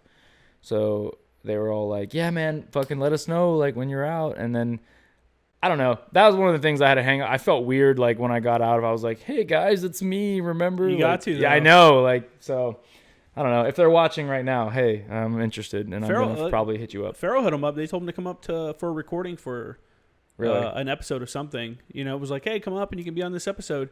but it was the same day that he was supposed to go back to work for for a company. So it was like, like one's actually paying me, one's kind of a yeah. So he made the call to go back to work, but yeah, I would think about it, man. I would hit him back up, and yeah, you got to get involved. You got to get involved in something, you know, like a group of people getting this is good for me because I could talk about stuff. Yeah, I could stay involved in the community somewhat because, you know, I'm one, interviewing people, but two, it's like people are reaching out to me. You know, I have people message me, and I have people that haven't joined yet that are hitting me up and asking me like what job would be cool and stuff like that. Yeah, you know, it's cool. So that's, for me, it's satisfying. You know what? I'm making an impact. I'm reaching people, even if it's on a small scale. Like, it's nothing crazy. I'm not, you know, this isn't anything, but you know, it's something, you know. And by the way, for the people that want to join, artillery. That's what you want to do. Artillery. Best job in the Marine Corps. 0861s, not the FTC nerds. FTC is the best job in the Marine Corps. Get off my chart. Get to watch everybody bust their backs on the howitzers, do some math, drink some coffee. Yeah. And then, you know, when every once in a while you can walk out and shoot the gun yourself. Yeah, then you get to go chuck some rounds on the gun line, pop your cherry, and fucking have a good time. Yeah. What do you think was the best part about being with an artillery battery? The best part? Oh, man. I would say back when we were allowed to, like, do the section brawls and stuff like that in the field, that was a lot of fun. Did they put a stop to that? Mm-hmm. It was like I don't know if they were afraid of it being like a borderline hazing thing or something. But gun crews just fighting each other. Yeah, the best. Trying to steal your little flags and stuff. Yep, FTC versus the guns. We'd have times where it'd be like FTC, COM, and like Motor T would fucking team up, and we'd fight the gun line, or sometimes it'd be like FTC and a gun would team up and fight another gun, and it was just so much fun. And it broke up the like monotony of the field. Like when we had a field op where like our training wasn't the objective of the field op, you know? Yeah. So like a lot of like TACP shoots when we were shooting for JTACs and stuff like that for their training. It would, you know, we're not really being utilized all that much. So yeah, a lot of times for you guys, it's like shooting the same missions over and over again, almost. Yeah. So that, you know, when we were like, hey, you guys got white space, and then, you know, hey, gun one, I heard you were talking shit, and then, oh yeah, we'll send your boys through. So, and then, you know, you just roll up, and it was a lot of fun. I think that was probably some of the most fun I ever had. And then of course, you know, you get like beef throughout the field op. Maybe it's like a tough, or not tough. Well, yeah, tough field op where you're just constantly shooting, moving, communicating, you know, and like passions grow hot, words fly, you know, you say some things. Talking shit to the slow gun. And then you fucking get back to the motor pool on Camp Wilson, and fucking the gloves come off, and beefs get squashed, you know, and it was a lot of fun. Camp Wilson. Oh, yeah. And then after that, go to fucking Warriors Club, get a triple bacon cheeseburger and a Coke. And if they let you have beer, have a beer. Wait in that massive line. Yeah. There's always a massive line. Fucking always waited in that line. Honestly, I'm sure right now if you handed me like a fucking burger and fries from Whiskey Chuck's, I'd be like, ugh. But coming out of fucking 29 Palms and just getting a triple bacon cheeseburger, those things were big too. I don't think I ever got a triple, but I always got a definitely triple. got a burger. That was like my thing, was get a triple bacon cheeseburger.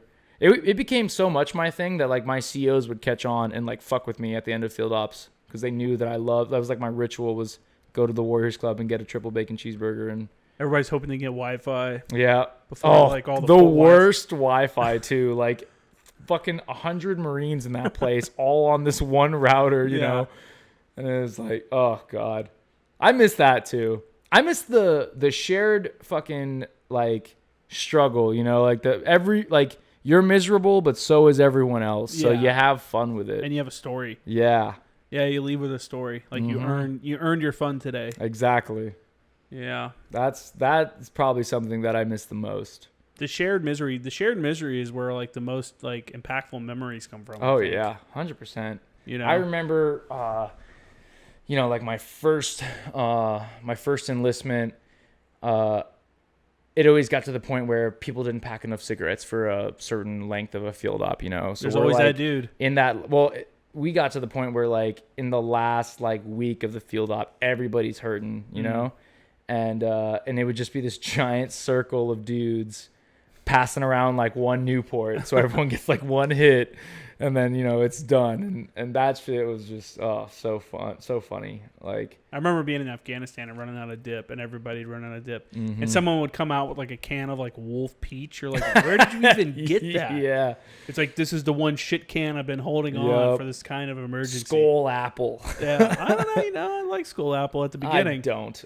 When I first started chewing, that's what I would chew: Skull apple really? and Skull cherry. I had my first was Red Man, but then I got Kodiak. It was like the cheapest in Georgia Kodiak's at the not time. bad. Yeah. It's juicy.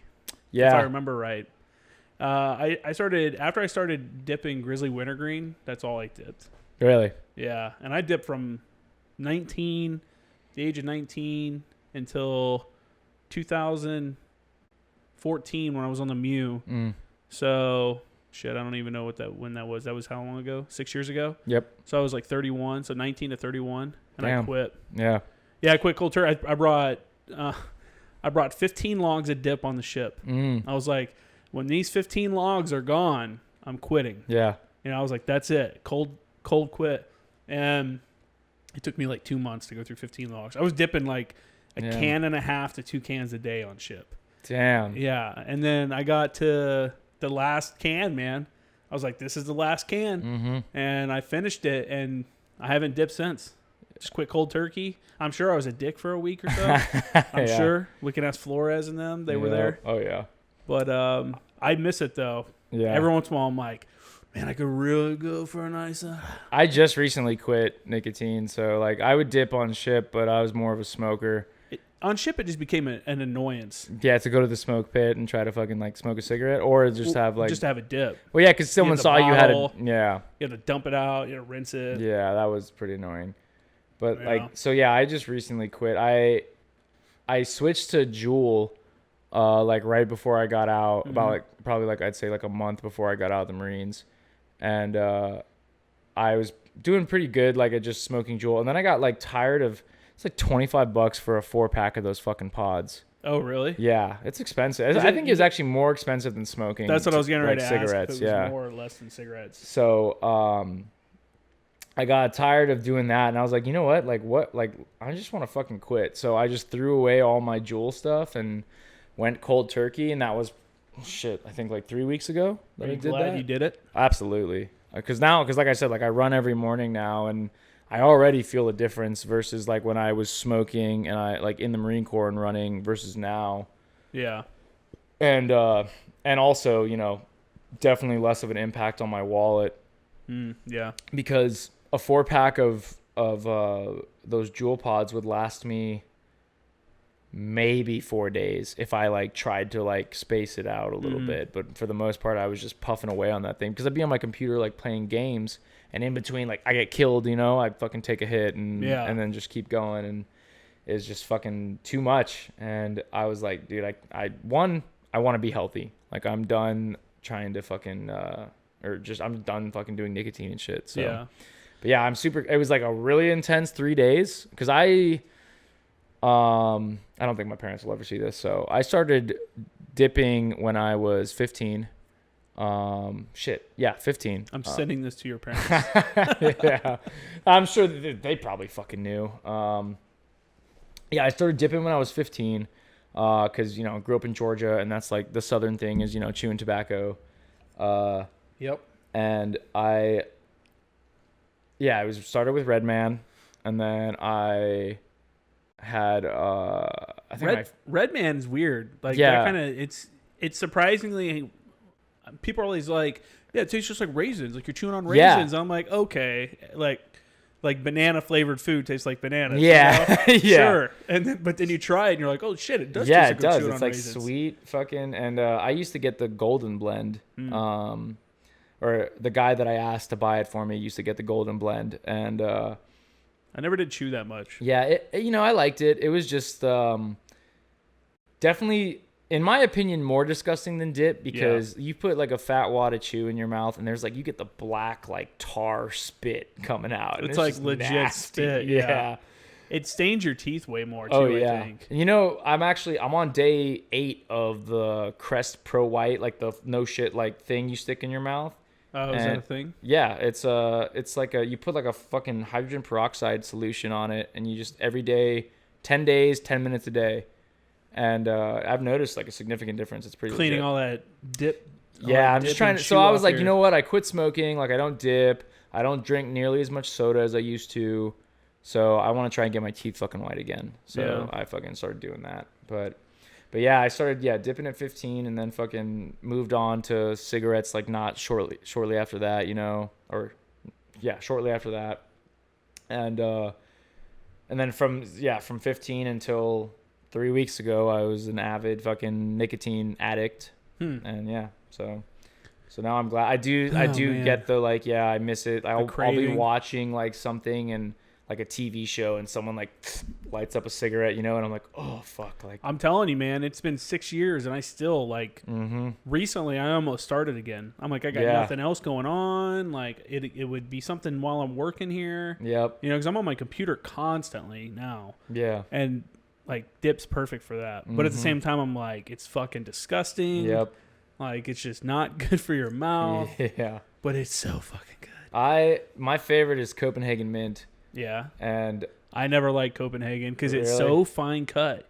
Even the regular cut, the regular cut tastes like Grizzly, like fine cut.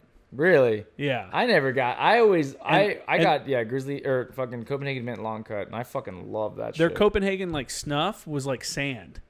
Did you ever have that? Yeah, okay, for sure. I remember on my last float, that was like the only thing I could get. Yeah. So I got it because I was like, I need it. And oh god, it's like you're dipping coffee grounds or something.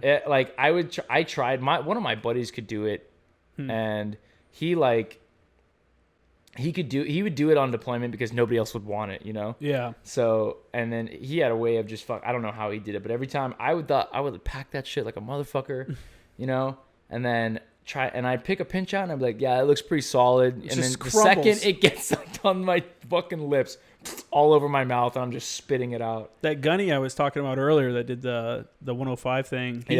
He gave me some. We were out in the field one time, and I was like, "Hey, Gunny, you got any dip or whatever?" And he like threw me that, and I'm like, "Oh, fuck!" Like, well, we're out in the field. I mean, beggars can't be choosers. Yeah. So I took a dip, throw it back to him, and that shit was just all over my mouth. It just like ruined it. But he would chew it all the time and gut it. You know, he would just swallow it. I'm like, oh. Nope. No, I couldn't do that, man. I don't know how people do it. I've only swallowed it a few times, and it just gives me severe heartburn, and then makes me feel sick. Yeah. Yeah, I just, one of my favorite things would be on, like, when I was on ship, would just be throw in a dip and then have, like, a Coke from the vending machines, you know, and I'd throw on, like, a movie in my rack. You would drink soda while you have a dip in? Yeah, I don't know. It was just, I loved it. So, like, I would start, like, just dipping a little bit when it was nice and, you know, juicy and all that. And spitting in my fucking spitter. And then when it started to kind of dry out a little bit or the flavor went away, just crack open the Coke and start drinking it.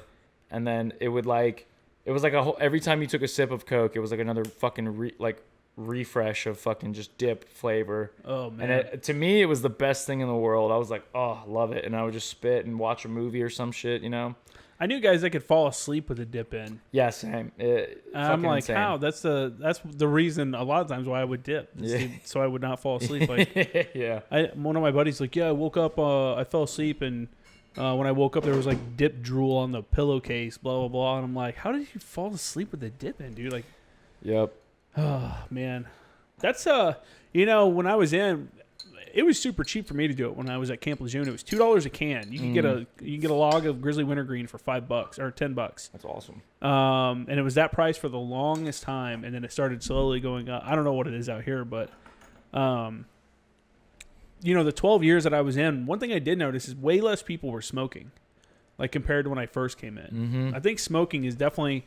The younger generation of people are seeing smoking and like, dude, that's not cool. Like, smoking is not cool, you know? Yeah. Some of them are vaping, which is arguably... Yeah, you got high schoolers like juuling and shit. Yeah, but at least, I mean, if my at least kid there's was not like, hey, rat I'm going to poison smoke... in it. Yeah, if my kid was like, I'm going to smoke or I'm going to vape, I'd be like, dude, at least vape, I guess. I mean, not knowing like long-term effects, I feel like water vapor is safer than fucking tobacco smoke. But Yeah. I don't have room to say anything because I smoke weed all the time. Yeah, exactly. I've been thinking about fucking just like just switching to edibles or you know, yeah, because I fucking, when I smoke weed, like that shit hurts my chest. And I don't like it. And I'll be high and I'll be like laying on my couch watching TV. And then like, it's just like, you know, like when you throw up and your throat is all raw.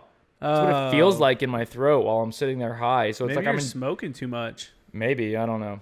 Do you sit there and smoke constantly or just a little bit at a time? I honestly, dude, I do like fucking 3 hits out of a joint and then fucking go lay down on my throat. Yeah. Maybe it's smoke you're not used to. Yeah, maybe. But I don't know. I think like popping an edible and fucking watching some TV is probably more my speed anyways. So I do edibles more when my kid's here.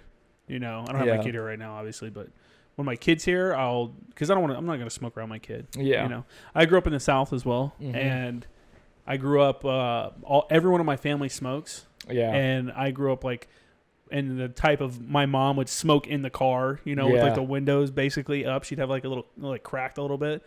That's how I grew up, and I hated it. And I still hate going back home and smelling cigarette smoke. So I don't want to like smoke weed around my kid and like, you know. But edibles are good. I dig edibles. It's just, it's a different high though. Yeah. So, and that's the thing. And it makes me tired. I've never fucking even tried edibles before. Oh, really? So I want to like, yeah. There's a chocolate bar in there. You can, there's a half a chocolate bar. I would actually tell you to take that half and break it in half. You can have it if you want. If you want to break half. I'm gonna pass because I've already been drinking and I don't know what that's gonna do to me. So, yeah. Yeah. It's on you, man. But yeah, there's a chocolate. You should come. I'll hit you up sometime. We go to like tonight. There was a market. There's a weed market you can go to. Oh no shit. And they have all these vendors out there. That's fucking awesome. Dude, you go out there and there's like pounds, like 20 pounds, 30 pounds, maybe more of people with weed. Yeah. So I went to a dispensary right like a day after I got out. Yeah. And I had never, been inside one or anything. So I didn't know like really what to expect. And which one did you go to? I went to Columbia Care in PB. Okay. And they were super cool. Like walked me through some. I went in there and I was like, first like did you tell them you were a veteran? Yeah. Did you get the military discount? Mm-hmm. Fuck yeah. I used my military ID. That's what's up. Yeah. I used my military ID when I like proved them my age or whatever. Yeah. Because they had like 1 day left or whatever. And, nice. And they were like, yeah, this expires today actually. And I was like, can I still use it? And they were like, yeah, you're good. You're like, I'm getting out of the military. I was like, sweet, thanks. So yeah, so they let me in and then it was like just a fucking store of weed. And I was like, this is amazing. Like this looks amazing. They had it all separated from, there's like edibles here, fucking vape cartridges here, and then like flour here and all that. So yeah, it was really cool. And the lady at the desk, and she had like a little center island desk kind of deal. And I walked up to her and I was like, hi, so I just got out of the Marine Corps. I haven't smoked weed in like 10 years. And then, when I did, it was in Georgia and it was like dirt fucking weed that you could get as a high schooler. So, so what the fuck do I do? What am I doing here? And she was like, well, what are you interested in? Like fucking, do you want straight flour? Do you want joints, like pre-rolled? Yeah. And I was like, oh, I guess just pre-rolled joints. And she's like, cool. So then she shows me like this whole selection they have. Isn't that weird? You can just buy packs of fucking what joints. The fuck? Yeah. So I bought like 2 individual joints. One was a sativa and one was a indica. Hybrid. Oh, okay. Sativa indica hybrid. And I started with the sativa and I went through that thing probably in like, I smoked it a little bit at a time for like a week and a half ish. Cause I would do 3 hits off this thing and be high out of my fucking mind. Really? Yeah. And just like, I'd lay on my couch and watch TV and like, I'm looking at the TV and I'm seeing things, but I'm not fucking watching. Like nobody's home, So I was like, dude, I haven't smoked in fucking forever. And then like, I would just go through this crazy thought process in my head of like, just, I don't even know, nonsense, That's what weed does to you, man. Yeah. It's very, I love smoking when I'm doing designs or something like that. Yeah. Or if I'm writing a paper, Yeah. Because I get super creative. I go back and proofread that stuff. Yeah, You know? sober up and like look at what. Let's fucking make sure. happened. Let's make sure it's all legit. But Yeah. I'll just start making like I'll just start flowing like because I'm typing. Mm-hmm. I just start thinking of stuff. Another thing I'll do is I'll just being high and chilling, like you said, like sitting on the couch. I start getting ideas. I have a huge list on my phone of ideas that I've put down while I'm high or whatever, or just whenever I get an idea, because you forget them, and like a week later you're like, what was that idea? It was such a good idea. Like I can't remember. Yeah, notepad on the iPhone is a lifesaver. Yeah, you got to use it. Yep. You got to use it for sure. It's like downtown LA starting to pick up on the riots. Yeah, it looks like shit. This is that. live, huh? Yeah, it is. Yeah, this is live. So I think it's going to get worse, man. I think it's going to get bad in Minneapolis again tonight. But they're bringing in the National Guard. Yeah, I saw that, and I really hope things don't escalate from there. Yeah. Like, fucking President Trump on Twitter. Did you see what he said? Yeah, dude. I wish he would fucking stop tweeting, man. There's got to be somebody in the White House that can like, hey, sir, stop fucking tweeting, please. Twitter's not backing down either. I know, they're fucking, yeah. They put it like, this goes against our they put another warning on his community tweet. guidelines or whatever, Yeah. Because he did when that the executive looting action. starts, the shooting starts. Yeah. What the fuck, bro? That's what he said. I was like, dude. God. You know, like I like some of the stuff the guy does, but then he says some stupid shit on Twitter like that, or the whole thing with Joe Scarborough or something like that. It's like, dude, just let it go, and he won't stop. He won't like. People are like, hey, you shouldn't do this. Like, it's probably not a good idea. And he's like, fuck him. He said something bad about me one time, and I'm like, and dude, there's like, it sucks. He shoots himself in the foot when he has victories. He kills himself by shooting himself in the foot with some stupid tweet. Yeah, and it's like, when he was first running and all that, and like he first became president, like I supported him.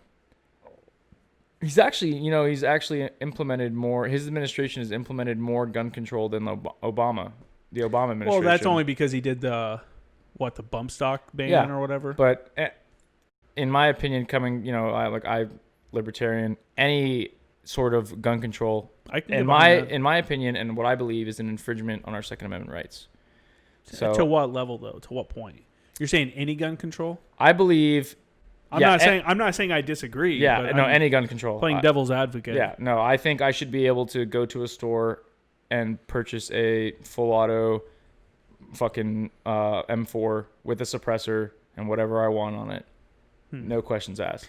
I think if we went the way that a lot of like real hardcore libertarians want us to be, that we would be way more tribal. Like the country would look more like some of the third world countries that we saw because it'd be tribal. Yeah, maybe. You know what I'm saying? Yeah. Because, I mean, I don't know. And it's tough because at some point, you've got to have law and order. I believe that. But I also believe that I am free. I'm a free person, and I should be allowed to do what I want to do. Yeah. And and that's not saying like I don't want to go murder or rape or fucking steal. You're just saying if I want to have this gun, if I want to have something, somebody shouldn't tell me I can't. Exactly. Yeah. I'm with you, man. I mean, fuck, there's a gun hanging on the wall right there. I got guns all over the place. Oh shit, yeah. Yeah, I'm a gun supporter for sure, but I do understand some regulations. I do understand some, and there has to be law and order, and I know some people aren't going to like that, and people are going to think that anything is an infringement on the Second Amendment. Like, do I think that someone should be able to go buy like an AT4? No. Like I don't think. So you have a line though. So I have kind of a line, yes. Yeah. But would I want an AT4 if I had the opportunity? Yeah. Fuck yeah, I would. I wonder what those go for. They can't probably be that a lot. You think so? I think so. They're pretty basic. It's flip up sights and a button. Yeah, but I mean, I still think. I mean, if I think an RD round costs like $100, like a straight like $500 for a regular HE round without the fuse. I think it's about $500. Yeah. Really? I think so. Yeah. I mean, it's been a minute since I never really had to worry about the cost of them. That was more the lieutenant's problem when they had to do, ammo fucking conservation. S4 dudes. Yeah. But, I think it's about $500 or so for just like a straight up dumb, no fuse HE round, I want to say. Imagine if you had to fund one field op by yourself, like, hey guys, I bought my own cannon. Yeah. We're going to go on our own little field op, Fuck that. That'd be expensive. What's the most you've ever shot in one field op? Your battery, your battalion, yeah. fuck.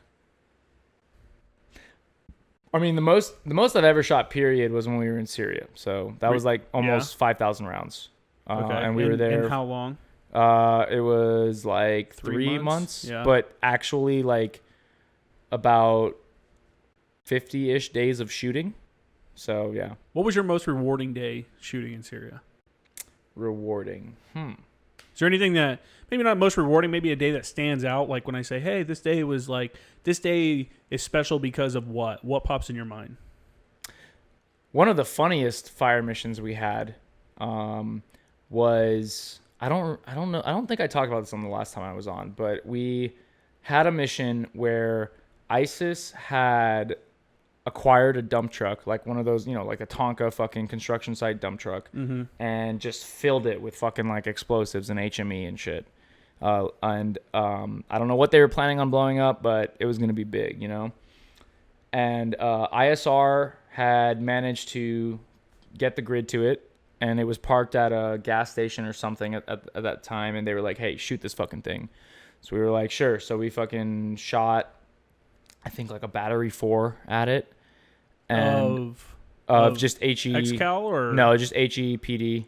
Oh, really? Yeah. It was PGK fuses. So they're like, okay. a little bit more accurate. Do you want to explain that real quick, what a PGK fuse is? Yeah, so PGK is Precision Guidance Kit. And it's basically, whereas the XCal round has the canards, the fins that come out and stabilize it from the round itself, the PGK fuse just you twist it onto a regular HE round, and it's got a little tiny kind of canard on the front and a tiny little like GPS unit in it that will guide it more accurately than if you were just shooting like a regular HE with fuse quick on it. Yeah. Okay.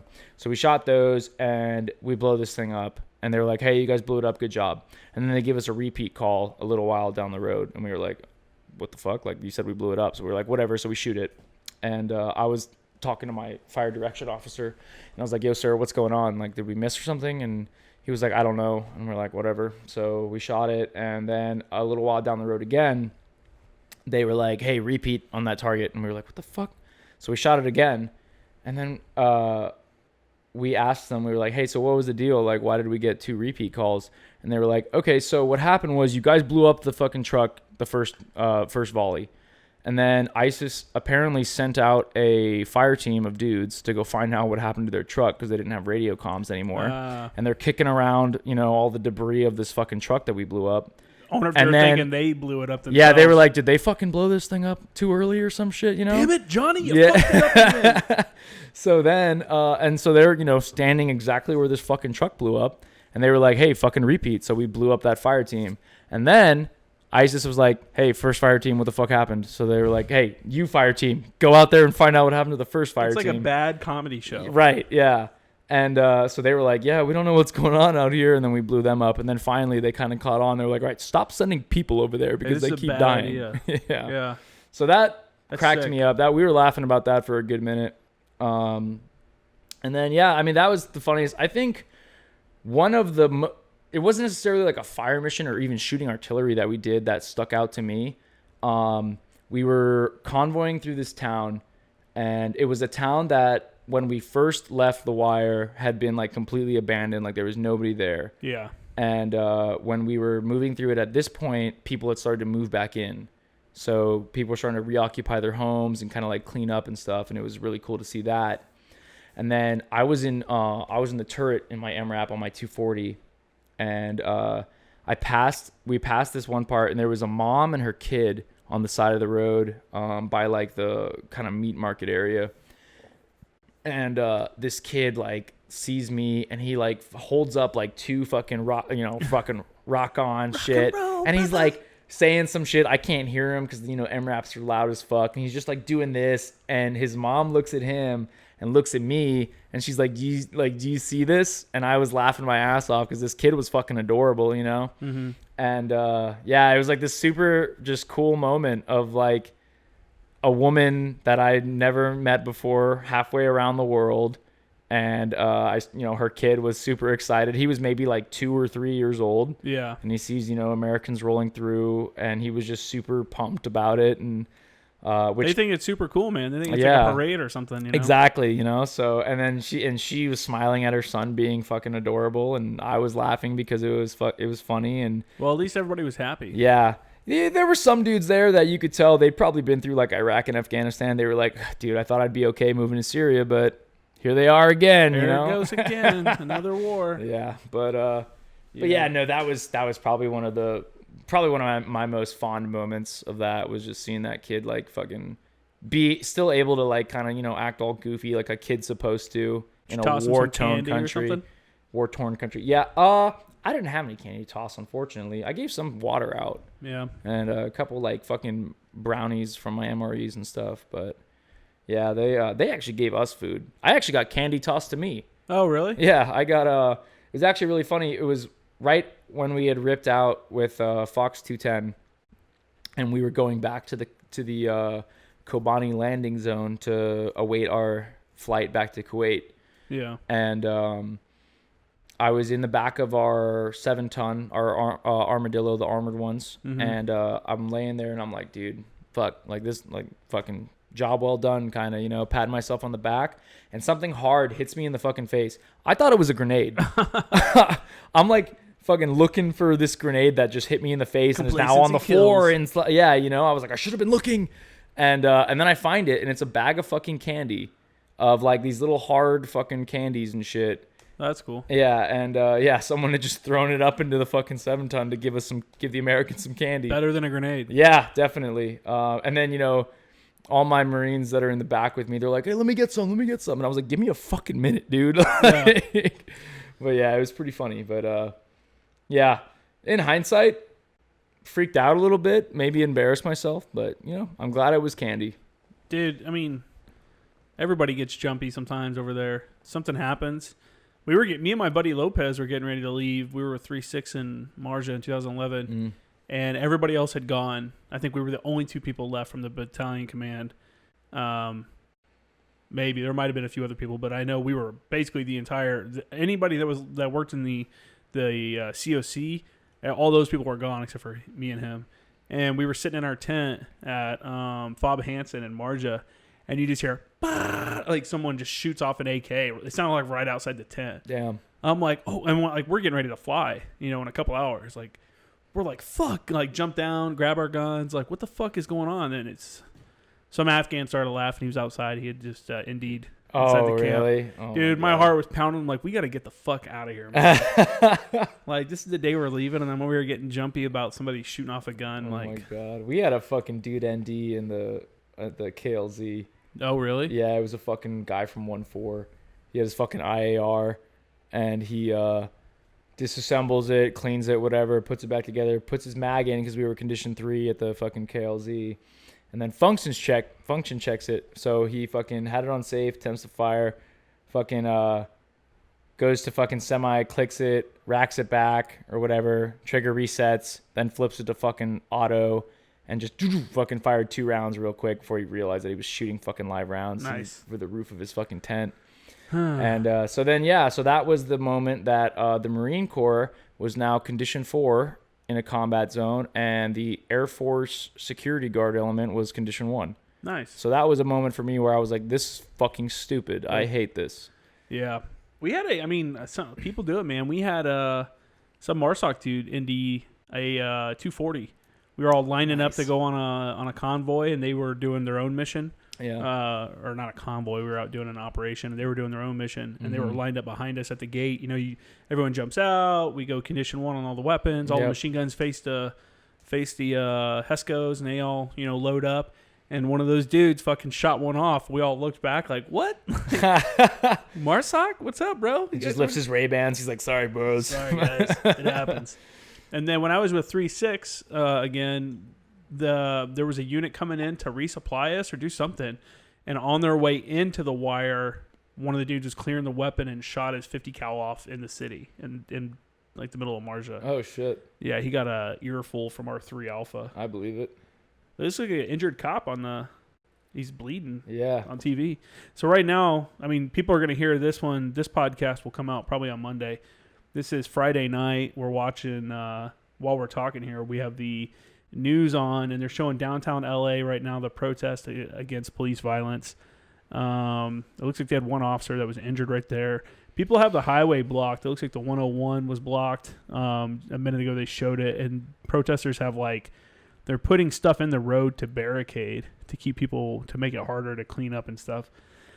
I don't know, man. I think blocking one of the busiest highways in the country is probably not going to help your cause. Everyone's going to be like, fuck you. No, yeah. I think it's along the same lines of fucking drone warfare. When we'd use a drone to take out the Taliban lieutenant, but you also kill his sister, his brother, his kid, and his fucking uncle. Yeah. And then all of his neighbors join the Taliban. Yeah. I think it's kind of along the same lines of that, man. You block the roads and you stop people from getting to their work, to their jobs. Now it's like, yeah, you've got a cause you're fighting for, but that person, they're not seeing that cause. They're seeing you being an asshole, blocking them from getting to work. You're affecting them more than the cause that you're exactly trying to support. And it sucks. And I believe this is a cause. Me personally, I believe in this cause. I believe in fucking Do you think there's too much? Do you think there's overreach by police? Absolutely. Yeah. I think.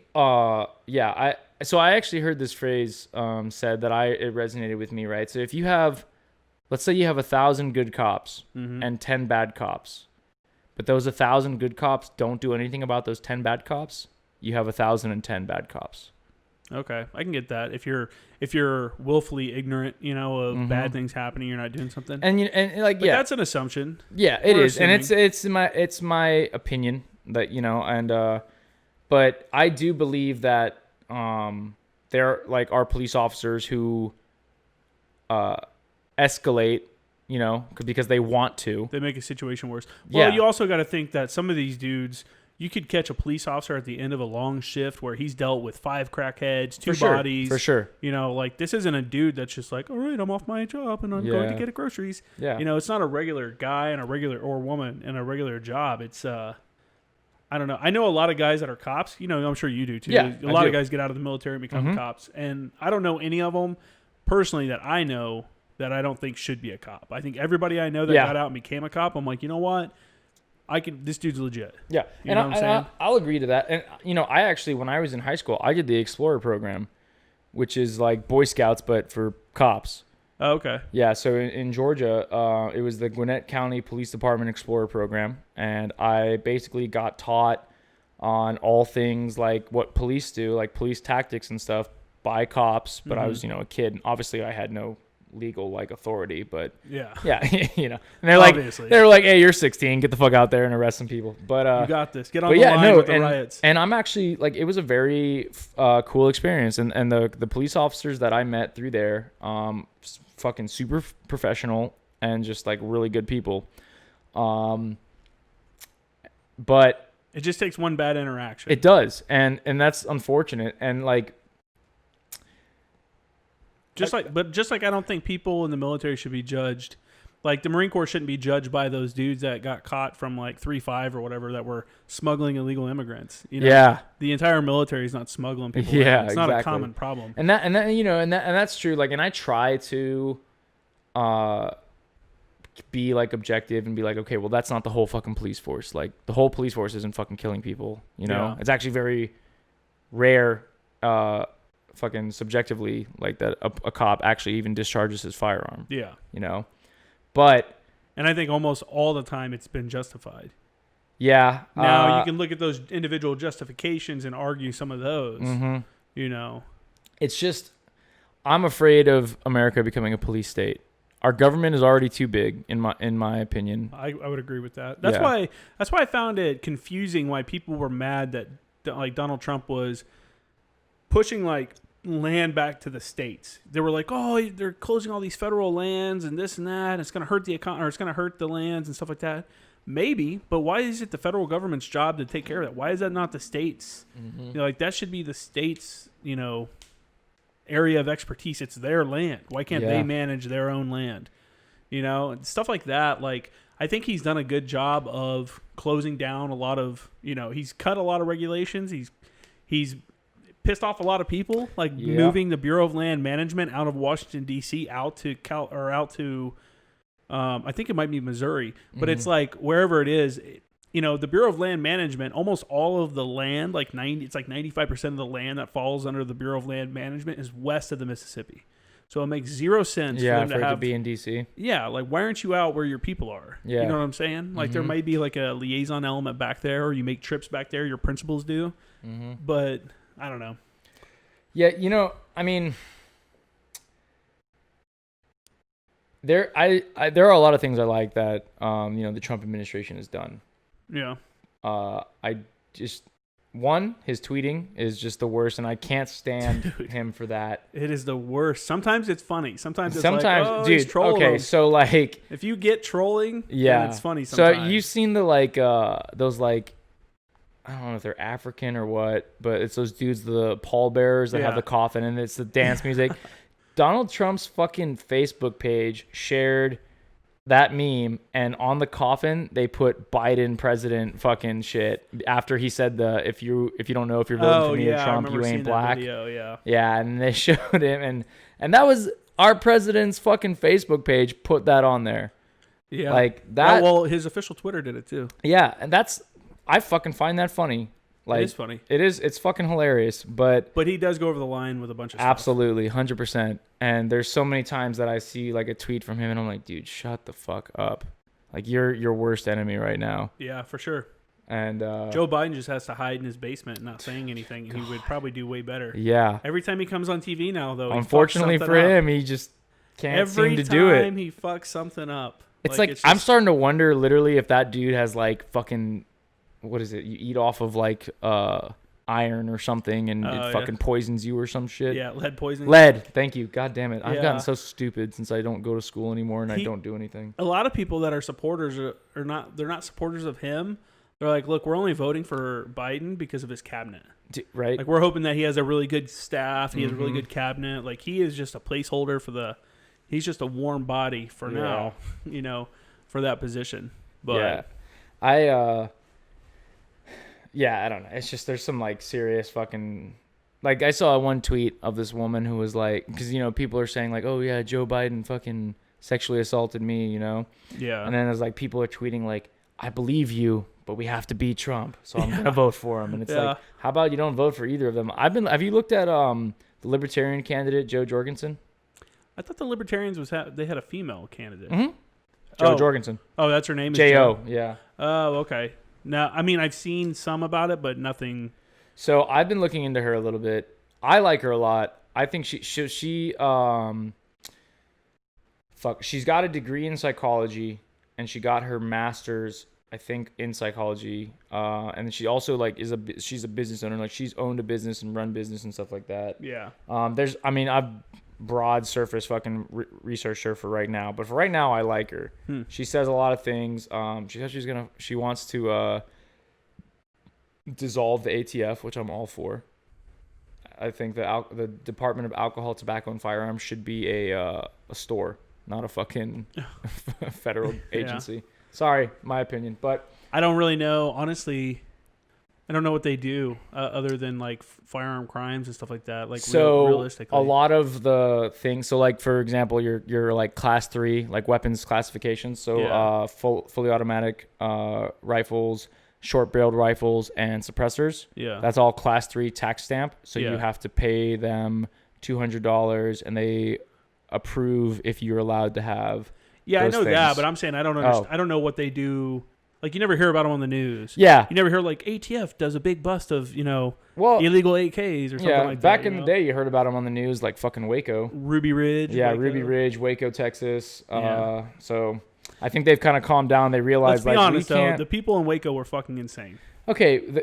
It's partially their fault, partially the ATF's fault. I'm going to have to lean more heavily on it was the ATF's fault than it was their fault. So, yes, they're crazy, and they're fucking little weird church kind of cult deal going on. Sure. Yeah, they're 100%. Thing. I buy that. But they want to believe that? They can believe that. Were they hurting anybody? No. Well, there's arguments about, them abusing the children that were there and stuff like that. Yeah, maybe. Especially the cult leader. But was there any actual proof? I don't know, man. I'd honestly have to look more. I'd have to look more into it. I watched that Netflix series that they just recently, but I don't think they paint the people.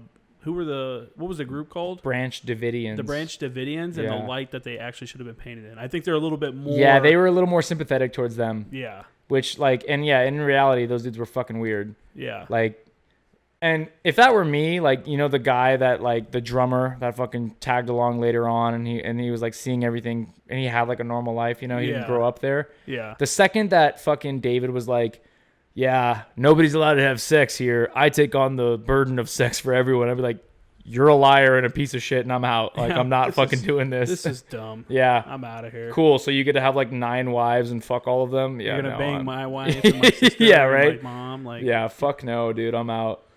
I don't get cults, man. Dude, I like, I don't mind researching them, though, because it blows my... So here, locally up in Rancho Santa Fe, that's where the... it was the Haley Bopp people, the people that thought that like behind the Haley Bopp comet there was a UFO that was coming in. This happened in like when I was in middle school, so late 90s. Okay. And I remember it was national news, like 25 people up in Rancho, you know where Rancho Santa Fe is? 25 people committed suicide in a mansion up there. Holy shit. Okay, I didn't know that. Yeah. Yeah, they came in. The videos are super weird. Like they're all laying in bunk beds. And they all have a purple velvet like blanket over their body, like shroud. And they all are wearing these weird, like they're all wearing black and white Nikes and like black jeans. It's a whole thing. But did the leader like kill himself too? Yeah. Oh, so he's just a bunch of unstable people. They were all like, hey, the spaceship that we're supposed to get on is behind this comet. So they killed themselves to go with it. Now get this. There are a couple members that didn't go on the journey to the spaceship, right? They live in like Arizona or Nevada or something like that, and they maintain the website that those people originally had. And if you bring it up, it looks like a website from the 90s. Like it's still they haven't updated or anything. Huh? There's an email address on it. If you email them, they respond. Holy shit! And I was talking to them. I was emailing back and forth. I was like, I'm gonna try this out, see if someone responds. And I was like, hey, what's up? Is anybody out there? And they like responded, and I'm like, are you like part of the group? And I was like, are you mad that they didn't take you? Like they believe that they actually left. They don't think that they died and it was fucking killed themselves. That it was stupid. Yeah, they still believe in the cause and that they were just left behind to keep the website running. God. I was like, oh, that's insane. So like, I started asking too many questions. They quit responding. But you can look it up. They still respond. It's weird. So I always think like when I hear of like a cult, I'm like, okay, so there's one like smart guy who found out how to play all these people and make a bunch of money. Yeah, like that's or just fuck a bunch of chicks. Basically, or but it's dudes, weird whatever because there's always like professionals that are involved in these too. So there's always like a doctor or like a musician or like and that's what's crazy. Like professional people, lawyers involved. With the Branch Davidians, there was a fucking like professors from fucking Harvard or Yale and lawyers and shit that like were like, holy fuck, this guy is amazing, and it just makes me wonder like, okay, so is it just people that are like not necessarily mentally unstable, but who are like more prone to being mentally unstable, that maybe they were like normal and then like this was just one thing that like, or there was one too many. So okay, so like I think about it like, those like random fucking like Facebook posts you'll see where it's like, oh, I guessed your age, it's 27, and you're like, holy shit, this guy guessed my age. So it's like, I feel like, if some guy is like, I know the scriptures and I know the way and I know your own soul, and he says like, you like popcorn, and then some guy's like, holy shit, I do like popcorn. I do like popcorn. This guy knows everything, and then fucking just blindly follows him, So it's like it's like a numbers thing or statistics thing kind of, Yeah, you got to find people in the right state of mind to be convinced that you're the way. And I think, and they also do prey on people that are like, they have nothing, outcasts. Outcasts, social outcasts, or people that are having like struggling for whatever reason. It's insane. I mean, fuck, dude, and it's so crazy that that's just like one part of like the crazy ass fucking world we live in. I wonder if there's any cool cults that like maybe we're missing out on. Maybe there's like a cult that's just like, we're just all about partying and fucking just like having fun. It's like Dan Bilzerian's cult, right? Oh my god, that guy. To be him for a day, hopefully not have a heart attack and have to be fucking brought back, but I used to follow him like while I was in. I used to follow him quite a bit. I haven't looked at any of his posts recently.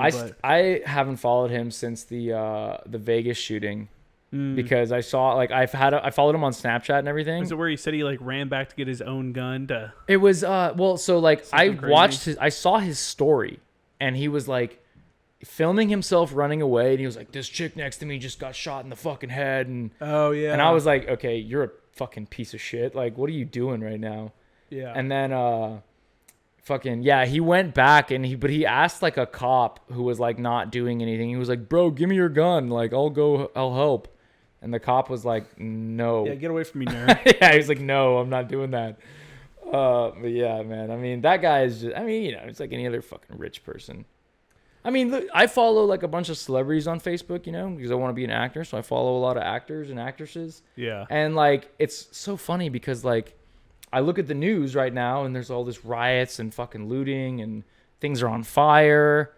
And then I look on Instagram and I just see all these celebrities are like, oh, I'm in my mansion and make sure to fucking order from local restaurants. And it's like, dude, do you know what's going on right now? Yeah, but the thing is this stuff right here this isn't the norm. Yeah, true. Most places aren't affected by this.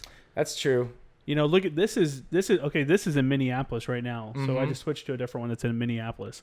And it doesn't even look horrible right now compared to last night when they were burning down fucking police buildings. Now it looks like a block party. I mean, they're still rioting, but I think having the National Guard there has probably calmed it down. Yeah, definitely. But yeah, I mean, I get it, dude. I know what you're saying though. I thought about it. I say hi to all my neighbors. I'm like, hey, what's up? What's up? Mm-hmm. And I'm the only white dude that lives out here. These are all, and that's cool with that. I'm totally cool with that. But I was wondering, what would are they gonna act different if I say what's up to them now because of all this that's going on? And that's kind of what I thought about, but they're all just like, "Hey, what's up, man?" Yeah, what's up? It's and just normal and I day. think, and that's the thing too, man, is that the news is always gonna fucking try and create that divide where, if you fucking turn off the TV and go outside and actually talk to your neighbor, you're gonna find that our country's not as fucking divided as the media wants you to think, you know.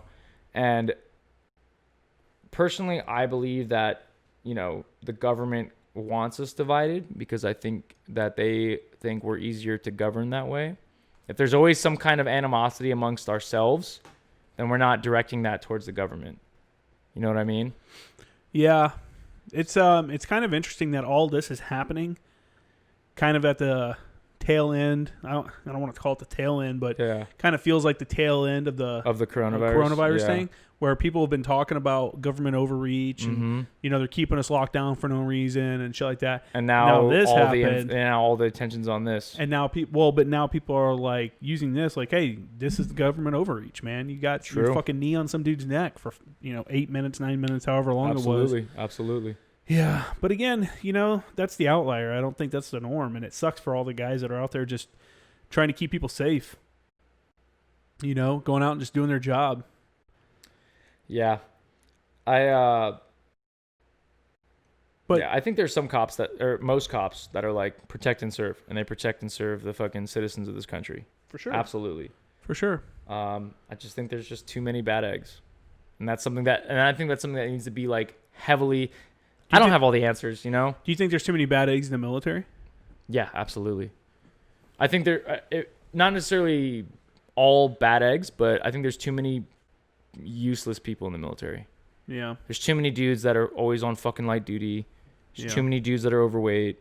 There's too many dudes that fucking, just all they do is bitch and moan and complain. They don't fucking do anything. That's 10%. Yeah. Yeah. I wonder how many of those people the government or the military lets hang around as a just in case we need a plus up. Something happens and we got to plus up real quick. Someone else to get shot at versus the warriors that you don't want to die. It's kind of like we have 1 million Humvees and 7 tons all over base. Yeah. How many of them are actually ever driven? Yeah. I mean, they're just there as a just in case. And I guess I've wondered that too. But my own belief would be I don't think we fucking need them. Do you think the military's too big? I think the military is too spread out. And by spread out, I mean, maybe I don't see the big picture. I'm just one person, but I don't see why we need all these bases in other countries.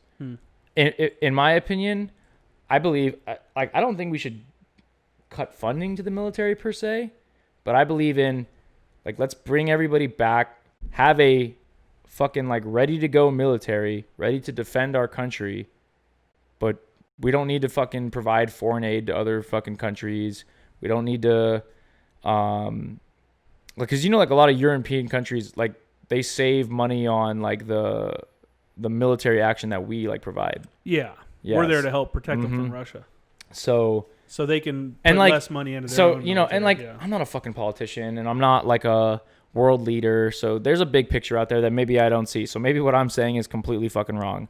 But I just believe that we could bring our fucking troops home, keep training, keep them ready, fucking keep the knife sharp. And if anyone wants to try and fuck with us, then we're fucking ready to go. But I just don't see the point in us spending all this fucking money all the time to help other fucking countries when we could, and like we have shit like this right now going on in our country. Well, I mean, maybe that argument can be made to say don't build any new bases overseas. But the ones that are there, I mean, they're already built, they're already maintained. If we leave, people like China or Russia are going to swoop in, and they're going to be the ones that are there. Yeah. I think that's the thing, the way you got to look at it. Like somebody's... I mean, it might be the hippie in me, but like, I think everyone just needs to fucking chill the fuck out. Well, it's like we've kind of pulled out of like working in Africa. Mm-hmm. Like we're like, you know what? We don't want to mess with it. Like we have special operations troops over there. Yeah. Doing stuff in like Mali and shit like that. But financially, we're not really investing in Africa and stuff anymore because we just don't see the long-term benefits. Whereas China is just dumping money to all these countries. Yeah. They're taking advantage of, who knows how it's going to go now after the whole coronavirus thing, but yeah. Yeah. I don't know. I mean, I wish there could be like just, we could all kind of come together and realize, hey, we all live on the same fucking planet. So why not just everybody work together? And maybe we could be fucking like, be cool, man. A multi-planet fucking society, It's never going to happen, dude. You don't think so? It's never going to happen. Imagine all the people you met overseas that just despise us for us being us. Yeah. It's just never going to happen. I hold out hope that one day that we will be the world will be unified and we will transcend like the stars and be like, we'll have colonies on fucking different planets, kind of like Halo, and then we'll fight aliens. We'll have a covenant war. Yeah, and we'll have fucking Spartan super soldiers, and it'll be cool. And my consciousness will be uploaded to the internet, so I'll be able to watch it all on YouTube. I think for sure that we're gonna, be on other planets. But I think in 5 years they're wanting to launch the first like missions to Mars, right? And in like 5 years. Yeah. Didn't they fucking launch today? Saturday, tomorrow. Oh, tomorrow? Okay. Yeah. Elon Musk's. So people hearing this, it should have already happened or been weather scrubbed because it was supposed to launch yesterday. Yeah, but it's like the first one where like there's going to be astronauts. There's two. First time we've sent astronauts in. up since we stopped using the space shuttle. God, that is awesome. Yeah. I think that's so sick. I'm a huge fan of Elon Musk. What a crazy fucking job, man. Yeah. Name a cooler job than being an astronaut. Porn star. Nah. I don't think so. Could you imagine that? Astronaut Imagine that becoming work and ruining it for you, though. Yeah, probably. Yeah, I imagine it like does. Sex? That's what I want when I start my podcast. I want to get like a porn star on there and be like, I want to ask them like, not like, oh, what's your favorite position? I want to be like, hey, do you believe that porn stars are mentally like unstable like a lot of people think, or do you think that they're just normal people doing a job? Somebody hit me up about there was a Marine that got out, became a porn star, and he just won some kind of an award at the Adult Film Awards. Probably, yeah. They're like, you need to have him on your podcast. I think that dude is on Mendleton too. Oh, really? I feel like I've seen him. I know there's a dude on Mendleton that posted before because I messaged him because he was like, hey, if you guys want to go on a date with your favorite porn star, let me know, and I'll see if I can arrange something. Like, you have to pay. I think I remember that, yeah. actually. And I hit him up because I was like, Madison Ivy's my favorite porn star. How much would it cost? And he was like, yeah, it'd be about $3,000. And I was like, never mind. I don't have that. I never had a favorite porn star. Really? No, man. I do. People get way into it. I don't. Honestly, I think established porn stars, I don't like watching it because it's just so fake. If they're like an established porn star, all their movies are just like so fake. It's ridiculous. I'd rather watch like a casting movie. I think the premise of them are fake for sure. Yeah. But I don't know. I think like Riley Reid is pretty fucking real. Well, no shit. Yeah. Obviously they're having sex. Yeah. But no, it's like, I mean, honestly, I think it's fucking funny some of the shit that you see. Like, You know what's weird, man, is like a lot of fucking... Okay, for the record, for people listening and watching, I don't fucking watch a lot of porn. Like, I don't jerk off to porn a lot, okay? But I do, like, I'm a human being, all right?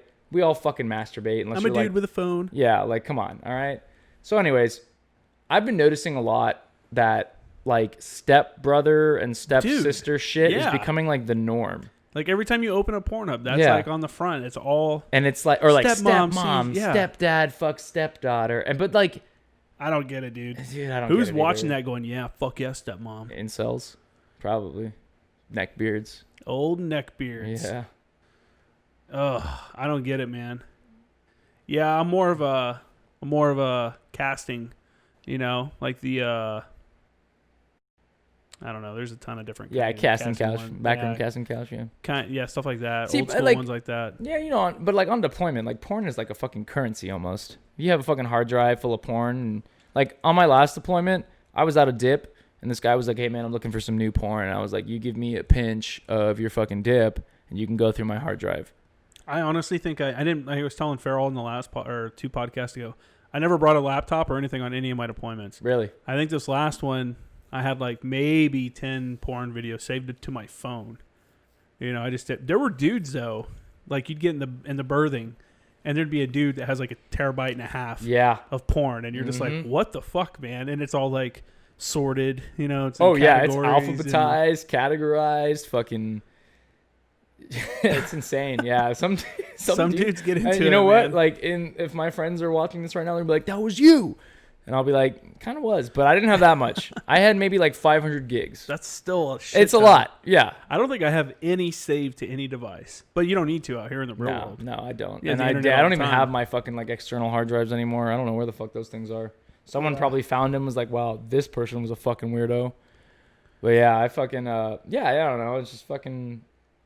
I think it's funny that like porn stars, like the mainstream porn stars that are like famous for being in porn, like how people react to them, because they're not like your conventional celebrity, right? Yeah. Yeah, you know, they fucking have sex on camera for money, but they're like famous for it. Yeah, but I don't think that I'd say 99.9% of the porn stars would not get recognized in public. Yeah, true. I mean, I can tell you right now, I'd probably recognize like, well, shit, fuck. I'd recognize like Lisa Ann, Riley Reid. Like, shit, I don't want to go down the list. I don't even know who they are. I know those names. I know already Riley feel weird. Reid, but I don't know who she is. Yeah. No, I mean, fuck it. No, you know what? I'll come clean. I could recognize a lot of fucking porn stars. Fuck it. I've watched a lot of porn. I watch a lot of porn. I lied earlier. What I said earlier was a lie. I was lying. I didn't want to feel weird, but you know what? I fucking see porn all the time. Some people do, man. Some people watch it all the time. I don't think it's an addiction. I can go without it. I always thought it was weird when dudes would watch it together. Like you'd go into someone's on there's deployment. Like two or three dudes sitting there watching a porn. You're like, what the fuck? Yeah, are that's you doing? weird. I mean, like, so like on deployment, it was like a funny thing. If like there was like a funny ass porno, you know, like where there's like some kind of like weird shit going on. You ever seen outtake porns? Yes. Yes. So, you know, there's a website dedicated to that shit. Oh, really? Yeah, it's called. Yeah, and on my first deployment, I found out about it's called eFucked, and it's literally just like porn bloopers and like funny ass porn scenes. So like the not recognizable porn stars that you know, they're like, hey, you're not pretty enough to be in like conventional porn. But if you want to have like a fucking dildo rocket shot at your asshole and make $500, so we can do shit like that. Yeah, and they put that on this site. So me and all my friends found out about this, and it was like the funniest shit ever. Like really funny shit. And I felt bad for like some of the girls on this shit because it's just like. Apparently, there's one where a dude just like degrades chicks. Yeah, like, he's like, you are ugly as fuck. Yeah, it's called Trolling of Wannabe Porn Stars, and there's like 5 volumes of it, and it's fucking hilarious because it's funny because of the shit he says, but at the same time, like I felt bad because these are like people, and he's like, yeah, you're the ugliest chick we're gonna film all year, and it's January 3rd. And they're like, dude, okay. But I think also part of that is like. Because part of that is like I think it's like planned, like it's supposed to be like the things that guy does is like degrading fucking porn. So like I haven't seen it actually. dudes that get off on women being degraded, you know? Yeah. So It's like foot porn. yeah, it's just weird shit, right? Or furries. Oh god. Is there furry porn out there? There's furry everything, Have man. you seen furry porn? There's a furry on Mendleton. I have not seen furry porn. I know there's that dude always pops up and posts like weird photos. I'm like, dude. They have a Q&A thing going on. I just saw a post today. Oh, really? Yeah, his wife is doing like a video chat Q&A. On Middleton? I don't know if it's on Mendleton, but they're doing something. So they're gonna let a female do a thing on Middleton? No, I don't think so. I don't think it's on Mendleton then. Yeah. I think it's their own thing that they do. But yeah, she's gonna be in her. I don't get that. Why? How does someone get into furries?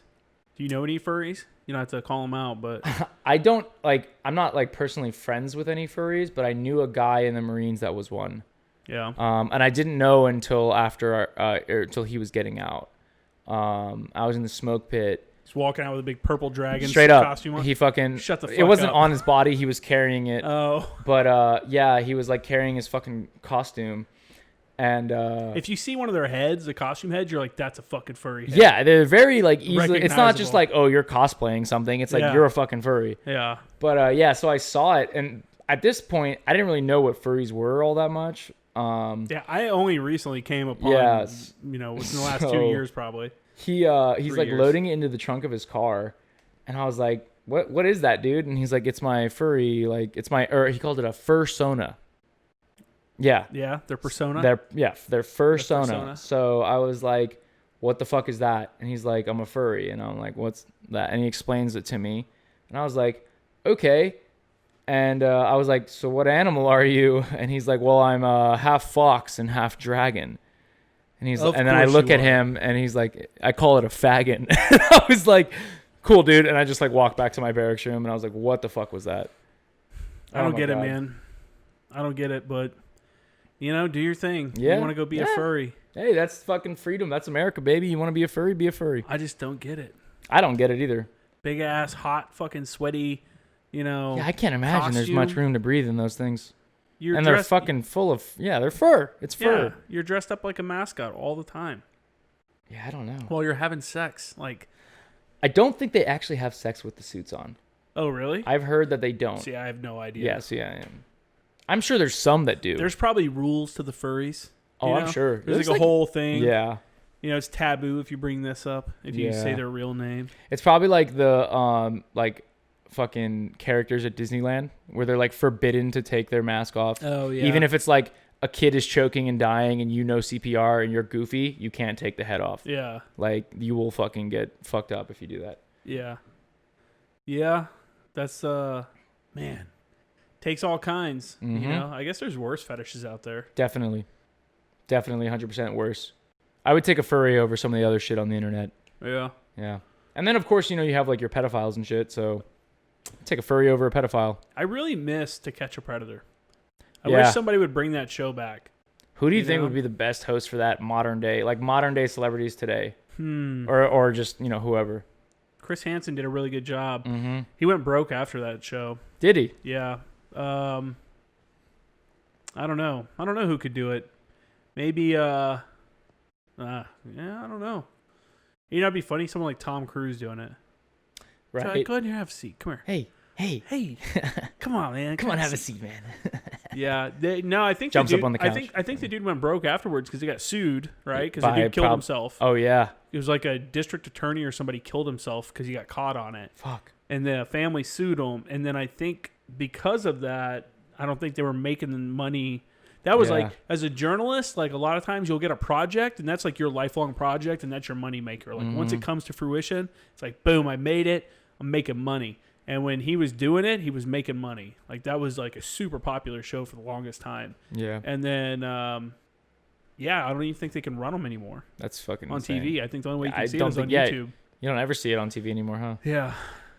Classic show. Few military people caught there. Definitely. They filmed in San Diego quite a bit, so they would catch Fucking- Marines and Navy dudes sometimes. Oh, I bet.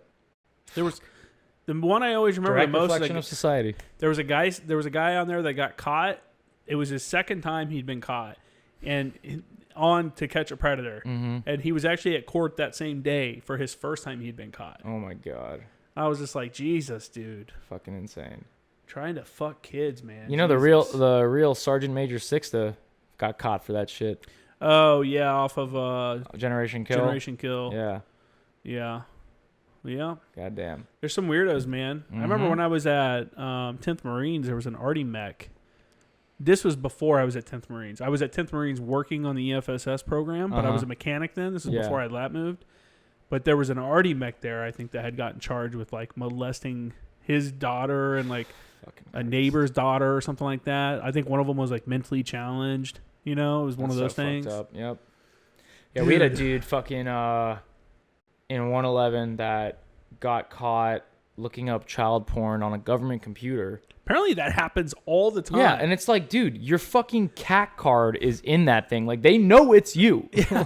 Like, you're not fooling yeah, anyone, like, bro. and it was like fucking...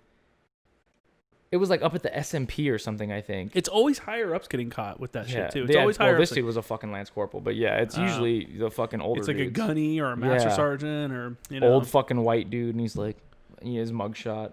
Fucking child porn, dude. I went, so, you know, obviously I'm studying at STSU, and I'm a journalism and advertising major, and I'm in media law and ethics, and the professor was like, hey, you have to go down to the federal courthouse and go sit in on a trial. Like, just pick one, go You can sit just in sit on in it. on shit? Yeah. Oh, damn. That's He's cool. like, go sit in on it, report on it, like write down the facts of the case and this and this and this. And you're going to bring it back, and that's your assignment.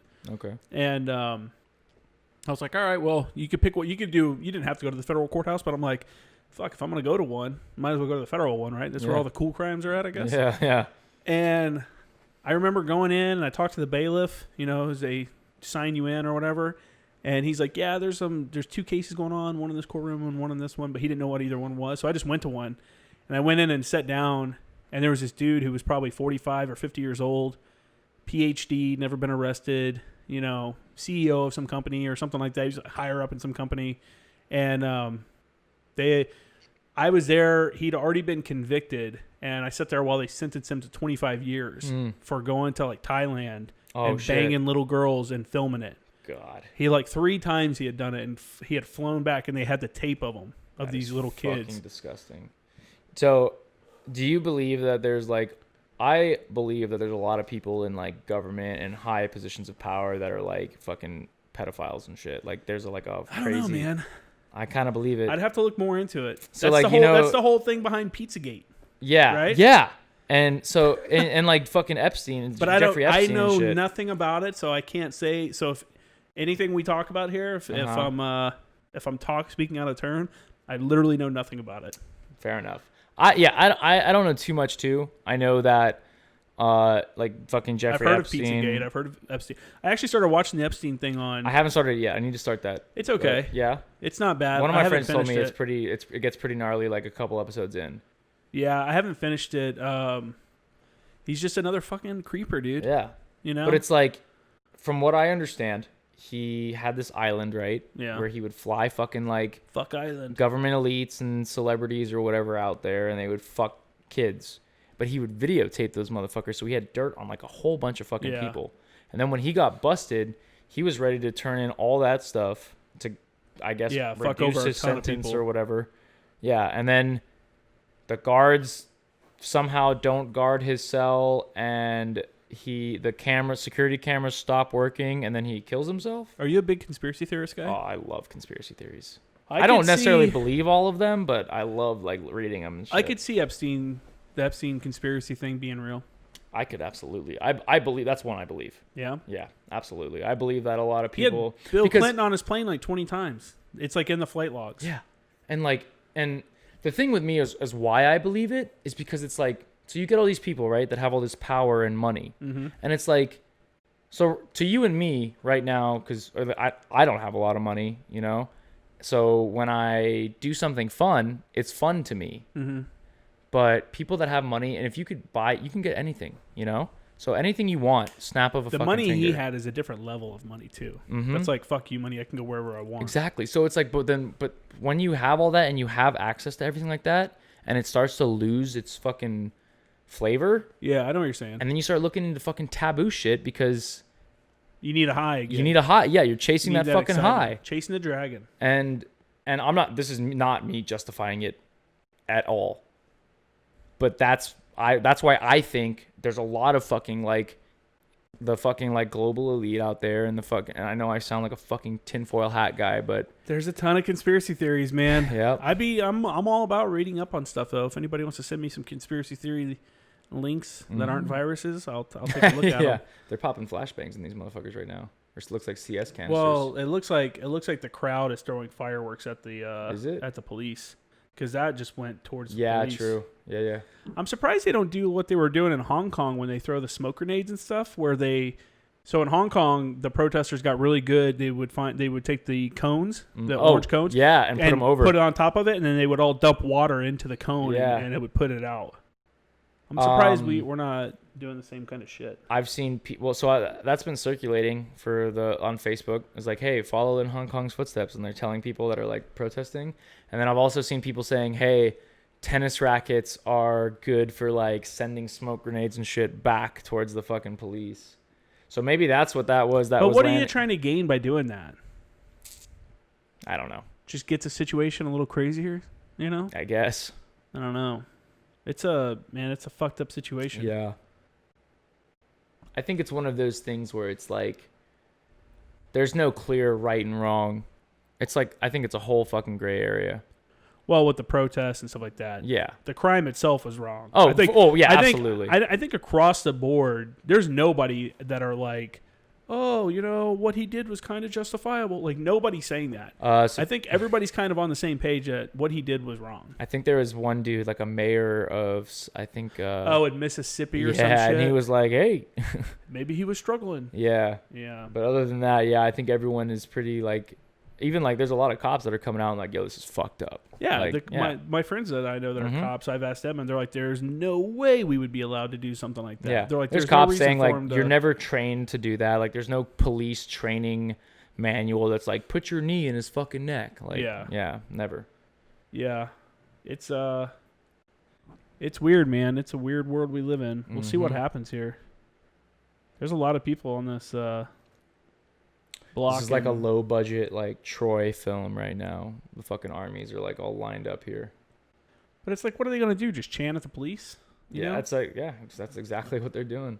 Call them fucking pieces of shit. As long as it's not violent, man. Yeah. And that's the thing, man. I think that a lot of people, and that's what's going around right now is the justification for the violence. A lot of people are like backing the rioters and the looters. I can't get behind that. I don't understand the mentality. It's so hard because, what people are bringing up is they bring up the Boston Tea Party, and that's completely different.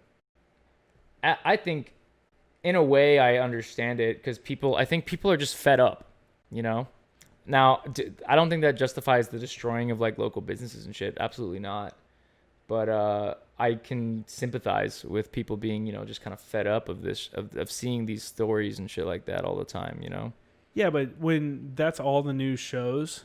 Yeah, it's always going to be what you're going to think like it's way more than it actually is. When's the last time you saw a video or the news come out and talk about a cop killing a Hispanic man? Yeah. Or a Chinese dude? Mm-hmm. Or a white dude? You're right. Yeah, you know what I'm right. saying? Yeah, you're right. Like there's definitely an agenda. And whatever. You didn't see any news about Duncan Lemp.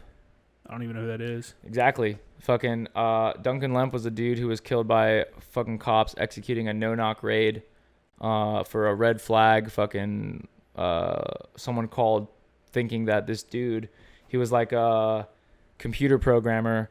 They killed him, and I'm pretty sure they killed his fucking pregnant girlfriend too.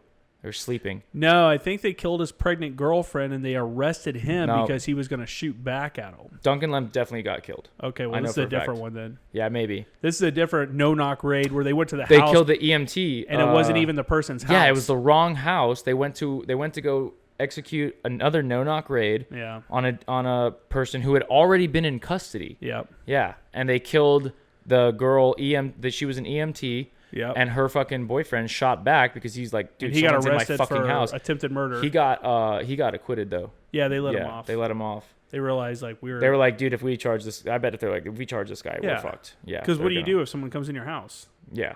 You're gonna shoot at them. Like, how am I supposed to know? A it's no-knock cop? raid, and they're not in fucking uniform. Do you think no-knock raids are Completely unjust. Completely unjust. In all cases? In every single fucking case. I don't know, man. I'm sorry, but I do. I don't think so. Look, I think, okay, well, here's the thing. So, like, there are channels and fucking, like, lanes to go through for a reason, you know, in our justice system.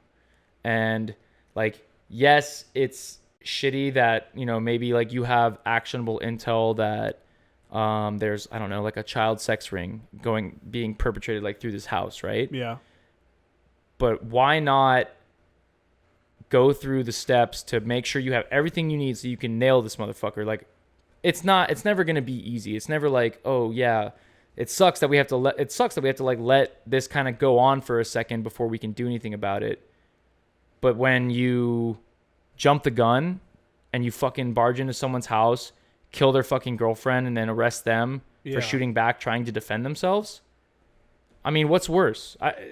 There's no real answer to that. I wonder what the person who they thought they were coming to get, I wonder what their charge was. Yeah, I don't like even if know. It was like a legitimate, like this dude's wanted for murder or something.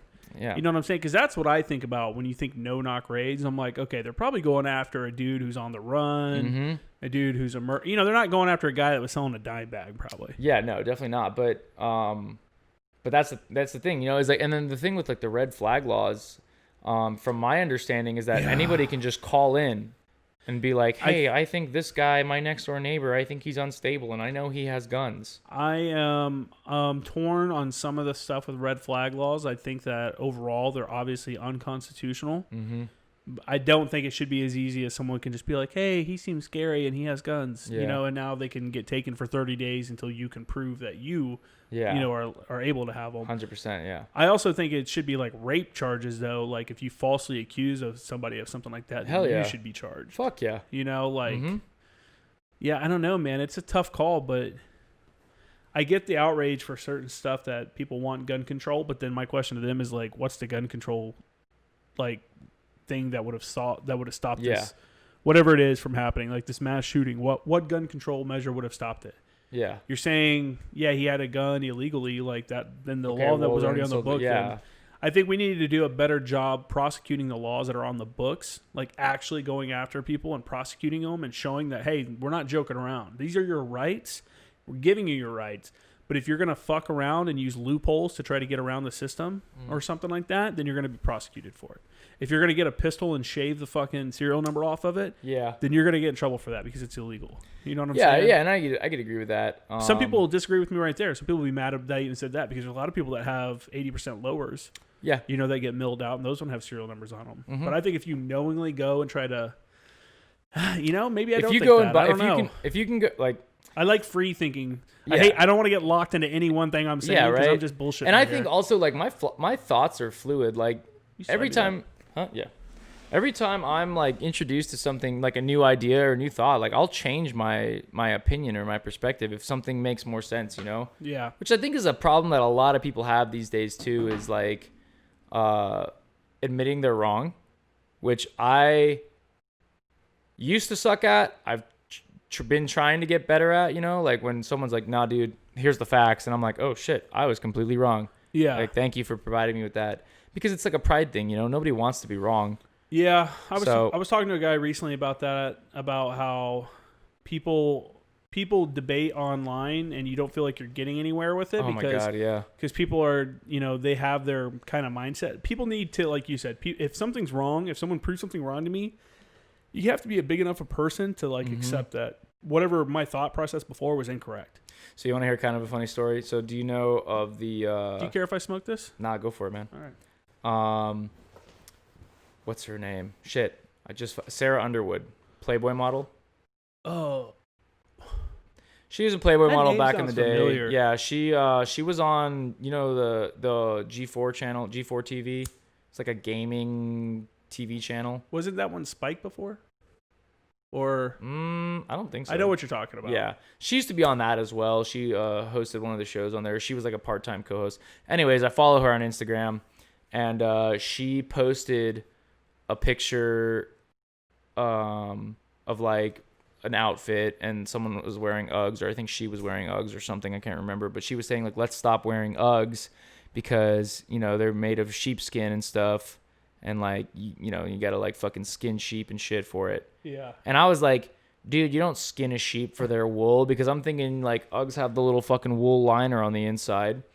And I was like, you don't fucking skin a sheep for your wool, you fucking shear them. And I was like, yo, you don't, and I commented on her shit, and I was like, you don't skin a fucking sheep. Hey, idiot. Yeah, right? And she fucking commented back, which I was like, holy shit. You know, really? she commented back, but she was like, you do. So like, they're made of sheepskin. And I was like, no, dude. You literally take shears and you shear the sheep, and it's like good for them because they can grow too much wool and overheat. Are you arguing with a celebrity Right? online about shearing sheep? So stupid. And then fucking she was like, no, they're made of fucking sheepskin. Do your research. And I was like, you know what? Maybe I should research this. And I looked it up. Sure enough, there's the fucking wool liner, and then there's the fucking inside liner that's made of sheepskin. So I went back and I was like, holy shit, you were right. I was like, I'm an asshole. I was like, I thought you were just referring to the fucking like wool liner on the inside. I didn't know the fucking like actual like body of the shoe is made of sheepskin. Huh. So I was like, you know, you're right. I'm sorry. And then of course, like I had all the fucking fan boys and girls like comment on my shit, like, you fucking idiot. What was this on? It was on Instagram. Oh. Yeah. It was a while ago. And I was more blown away that like she actually responded to my comment. I know. was like, I'm having a conversation with She a must have been celebrity. bored. Probably. It was during quarantine. Well, I guess everything technically right now is still during quarantine. Are you on Twitter at all? I was. I wasn't active on it a lot, so I was like, I just deleted it. I get on there and comment on news stories that Yeah. are like biased. I'm like, come on, man. Like, this headline is garbage. Yeah. Like, most of my posts on Twitter are me like, dude, this headline's, you know, out of context. This is bullshit. This is incorrect. Why don't you point out this? Yeah. Twitter is a mess.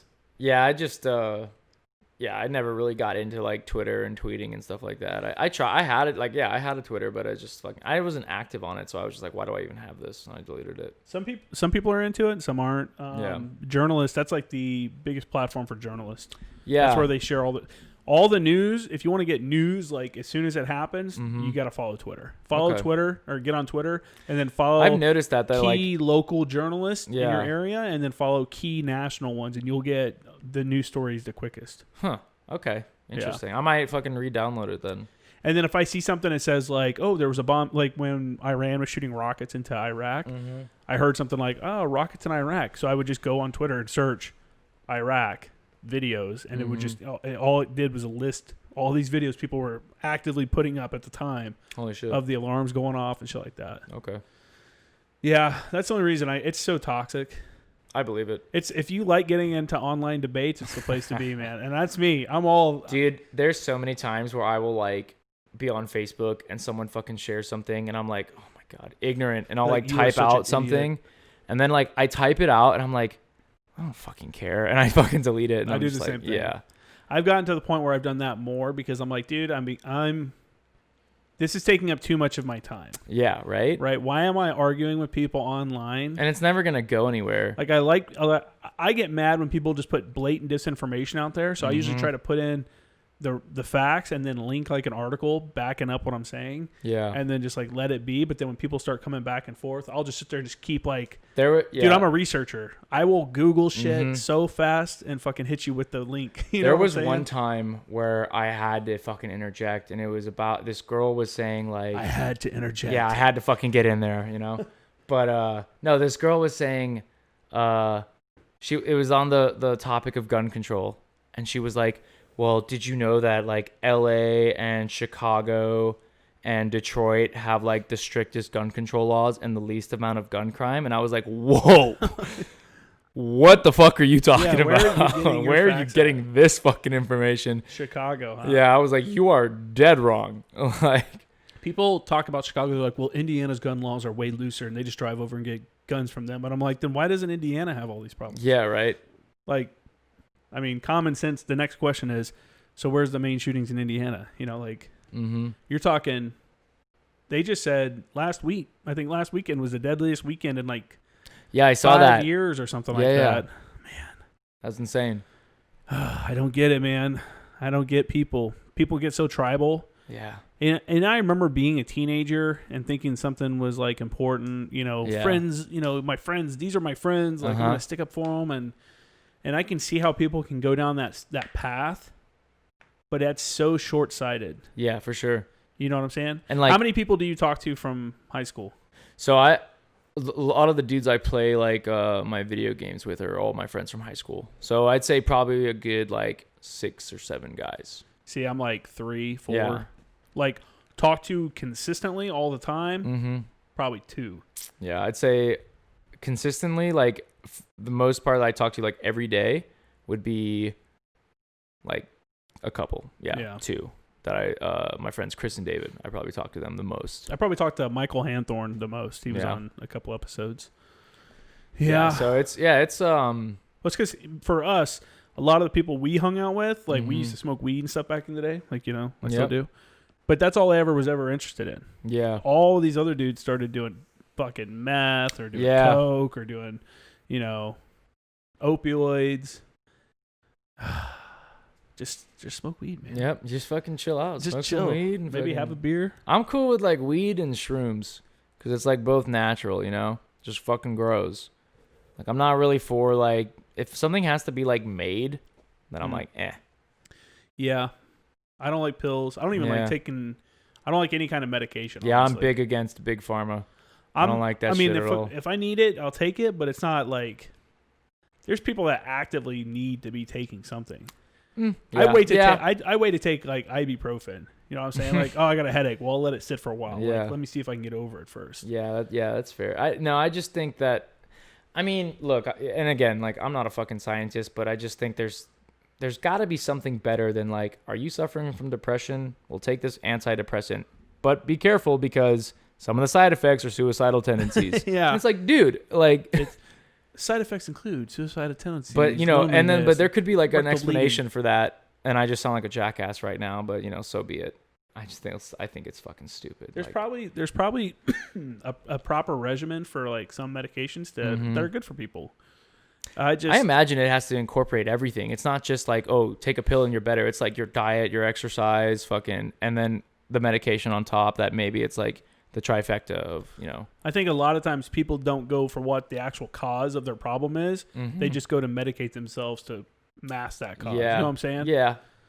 And I think so. It's like, I'm lonely, so I need to take a pill. It's like, well, you're lonely. Why don't you go to a book club meeting? Yeah.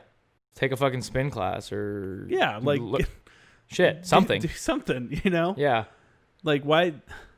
Don't turn to the internet and, for sure. And there's too many doctors that are too quick to medicate people, Well, I think, and that's fucking, it's a business, and that's why it comes back to kind of big pharma. They kind of push that shit too. Yeah. They push it down fucking everybody's throat. They're pushing fucking doctors to issue this shit and stuff. And I don't know if they're getting paid to fucking. The opioid crisis has really opened people's eyes to that. Yeah. And then also like, when we talk about like the gun control, like the mass shooters and stuff, you look back, how many of these mass shooters have been on fucking psychotropic drugs? Yep. A lot of them.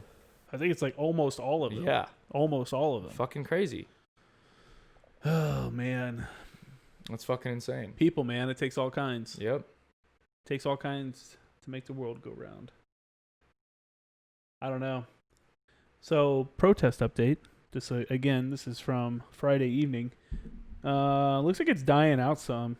This camera just cut out, but it looks like in LA, it's not as crazy, but it's still early though. They're packing the streets a little bit there. Maybe, well, I think they had them rounded up into those corners of that whatever road they're at. It looks like I don't know. It looked way more dense earlier, but they might have been shooting, tear gas and shit at them. Fucking tear gas, dude. I wouldn't want to be in that shit either. Yeah, fuck that. Or get hit by a rubber bullet. Oh, God. I remember doing like the non-lethal training for deployment workups and shooting the non-lethal shotgun rounds. Yeah. Fuck that. We would shoot them at the, they had like these super heavy fucking like rubber targets, just like a flat little body outline. And you would shoot, we had fucking, I think they're Remington 870s fucking shotguns. Yeah. And, it was super fun to shoot them because it's like no recoil. You're just shooting a fucking little fin stabilized rubber bullet. Oh, really? Yeah. I've never shot one. So. Yeah, there's like no recoil. It's like shooting a fucking BB gun. Okay. But you would hear these things fucking just thwap against this fucking hard rubber on the target, and you're like, dude, fuck that. I never want to be shot by one of those. I bet they leave quite the bruise. Oh God. I mean, there's still like, what was it? I think it was like within 10 meters, you couldn't shoot them at people. Because they're lethal. Because they could be lethal at 10 meters and closer. Yeah. That's why they rename them to less than lethal. Yeah. Mm-hmm. And they're always coming out with new stuff too. Yep. That one of the cooler things I saw, it's a fucking shit. What's it called when you've got like two weights and a string and you can fucking throw it around someone and it fucking like oh yeah, I know what you're talking ties them about. up. So it's a fucking it's one of those that's like it's like like in a taser fucking cartridge. Yeah. But I think it's called a bolo whip or something like that. Bolo whip something maybe. Either way, it's a fucking new thing that's being some law enforcement agencies are implementing where they have it like on their fucking instead of like a taser, they've got that. So it just wraps you up. Yeah, it was super cool. There's this. You ever watch Demolition Ranch on YouTube? I feel like I've actually seen that though. Now that you say that, I feel like I've seen a video of that.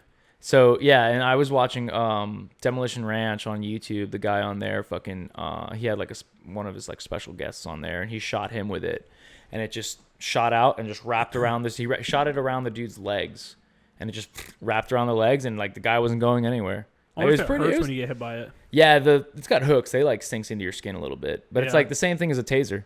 Taser fucking plunges into your fucking skin too.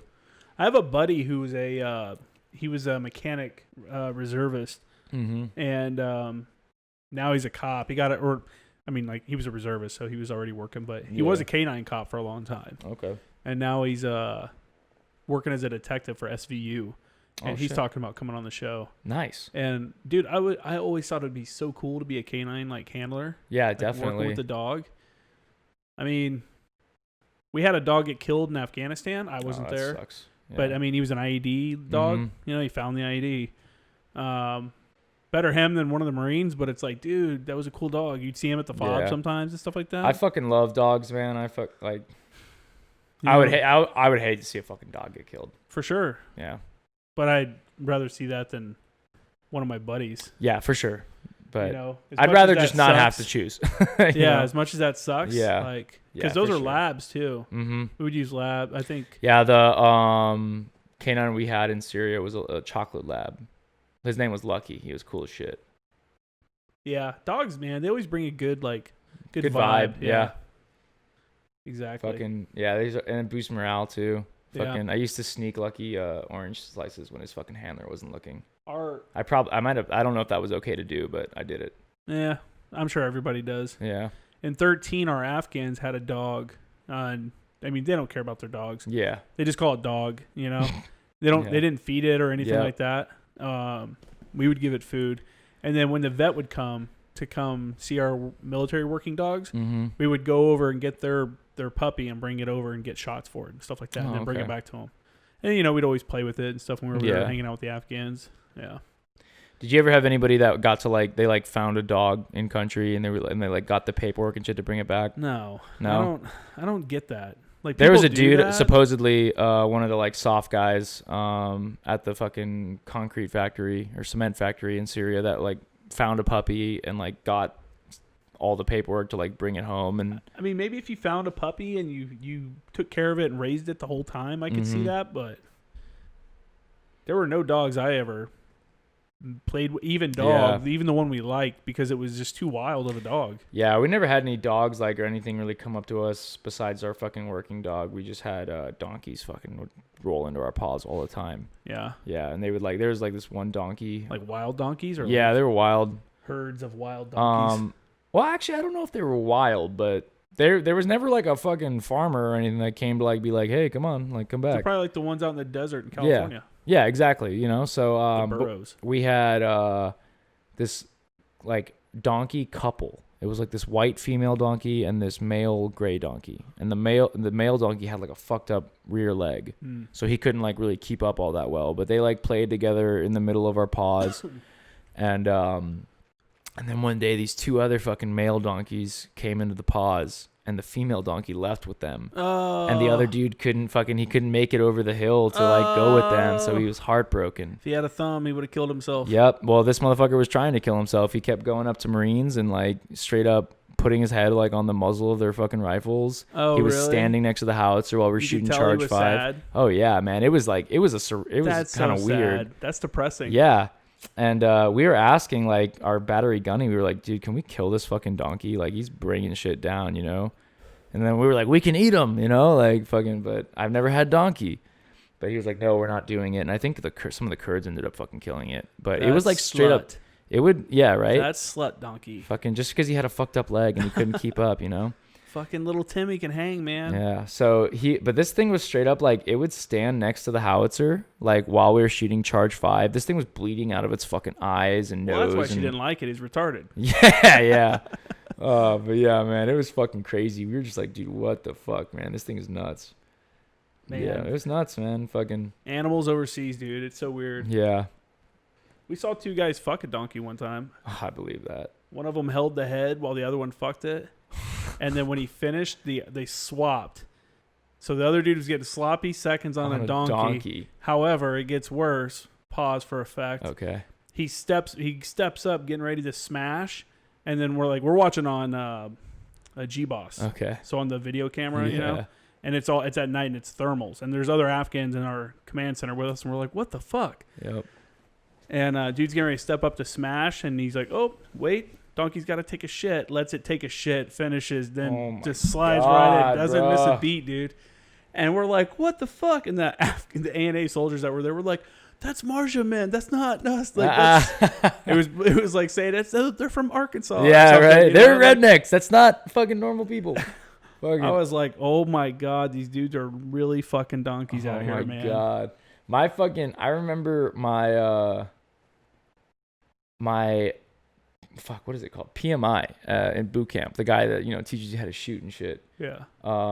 He told me a story about when he was in Afghanistan and he was on a fucking LPOP or whatever.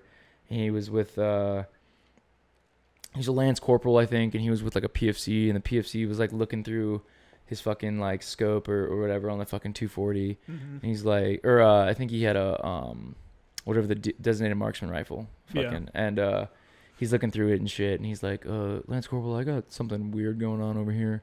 And he's like, what is it? And he's like, this guy's fucking a donkey. And I guess they had like fucking clearance or whatever to fucking shoot whoever. Like everyone was designated hostile out there. So he was like, well, if you want to fucking shoot him. And he's like, I'm going to wait till he finishes. And the dude like busts his fucking nut, and then he fucking popped him. Is that real? You think that really happened? I mean, we were a bunch of fucking recruits in boot camp, so this guy could have just been blowing smoke up our ass. But that's true. I wonder what area he would have been talking about. That would have been. Yeah, I'm not too sure. Maybe Marja. What year was that? When were you in boot camp? I was in boot camp in 2012, right at the beginning of 2012. That would have probably been Marja 11, 2011 or 2010. Excuse me. Yeah. So I don't know. I mean, he could have been fucking just telling us some shit to get us all pumped to go shoot on the range. Maybe. But yeah. Still think it. I like the idea of a pot. Well, fuck. Okay, in my mind, he's a terrorist. I hope he's not just some guy. But I think it's funny that, you know, some dude fucking... At least he got his nut off before he fucking died. That sucks. That does suck. What are you going to do, though? It's a fucked up world. We had a DM, 3-6, one of the companies, they had a guy they thought was an IED in place, or took a shot, killed him, you know? And it turned out he was farming. He was digging right next to the road. So from his plane of view, it looked like he was digging in the road. It was nighttime, so this dude was digging at night, and he didn't have a lantern. And the ROEs in Marj at the time, like it was like known. They knew, the Afghans knew, if you were farming at night, it was fine, but you just had to have a lantern. Yeah. So we knew you were a farmer. Mm-hmm. And this guy didn't have one. And that fucking sucks. Yeah, dude smoked him. Family put him in a wagon and brought him to the base on with a tractor, and we paid him. They paid him like $1,200 or whatever. $1,200. Yeah, it's like something like that. Fuck. Yeah. It's a weird world over there, dude. Yeah. And that's a lot of money for them, too. And you would see sometimes, it's just there were questionable injuries on some children sometimes that it was like, was this because they're trying to get a paycheck? You know? Yeah, that's shitty. I think that whole, I mean, would it be better if we just left that whole part of the world alone? Left them to their own fucking devices? We're about to find out. Yeah. I don't know. It sucks, man. I mean, I think it's really shitty that like, well, because we know there are bad people over there. They're not a real country, man. They're tribal. They're so Yeah. tribal. There's areas that the government could have no influence on them. Yeah, and it's like they don't. It's not like they don't view themselves as like Afghanis first. It's more like their tribe is tribe over like country kind of, right? Yeah. So yeah, because that's like what I've heard is like they're and it's like I think here especially out in the country and stuff, it's way more tribal. Yeah, and I feel like here in America it's more like hey, I'm an American, and then sometimes maybe yeah. I think it's a little bit now. At least yeah, true. But yeah, no, that's just a weird thing to think, like, and it's and like a lot of the things my seniors would tell me when I was like first joining the Marine, when I was first in the fleet and stuff, and they're like, not a lot of people over there think about like in the future, Yeah. It's more like what can you do for me right now? Yeah. And I feel like in the United States there's more of a mindset of like progression and like what's going to be in the future and how are things going to get better and keep trying to hope Yeah, you're thinking long term. But they're living in like such an agrarian style society. Yeah, where like thinking long term doesn't really make sense. You're talking about people that sleep outside at night because it's too hot in their mud huts, in the summertime. Okay. Yeah, definitely. They all put down blankets at night on like a pad outside and they all sleep outside next to the fire. It's it's when you fly in and like if you ever fly over it at night, it's you can smell the fires and you just see that's all you see is little fires and compounds, and you're just like, what the fuck is this place? Yep. There's no like it's crazy. There's no bright city lights off in the distance or anything like that. It's just farm, man. It's just out there. It's a weird place. Yeah. I don't know. I fucking miss the sunsets and sunrises in fucking Syria. Yeah. They were unreal. Probably some of the best fucking I've ever seen in my life. Yeah. Just insane. And the thunderstorms too.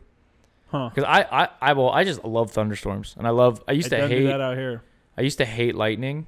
I used to be fucking terrified of lightning. Yeah. I like slowly got over it. Now like I love watching lightning and stuff. And there were some fucking lightning storms we had in Syria that were just unreal.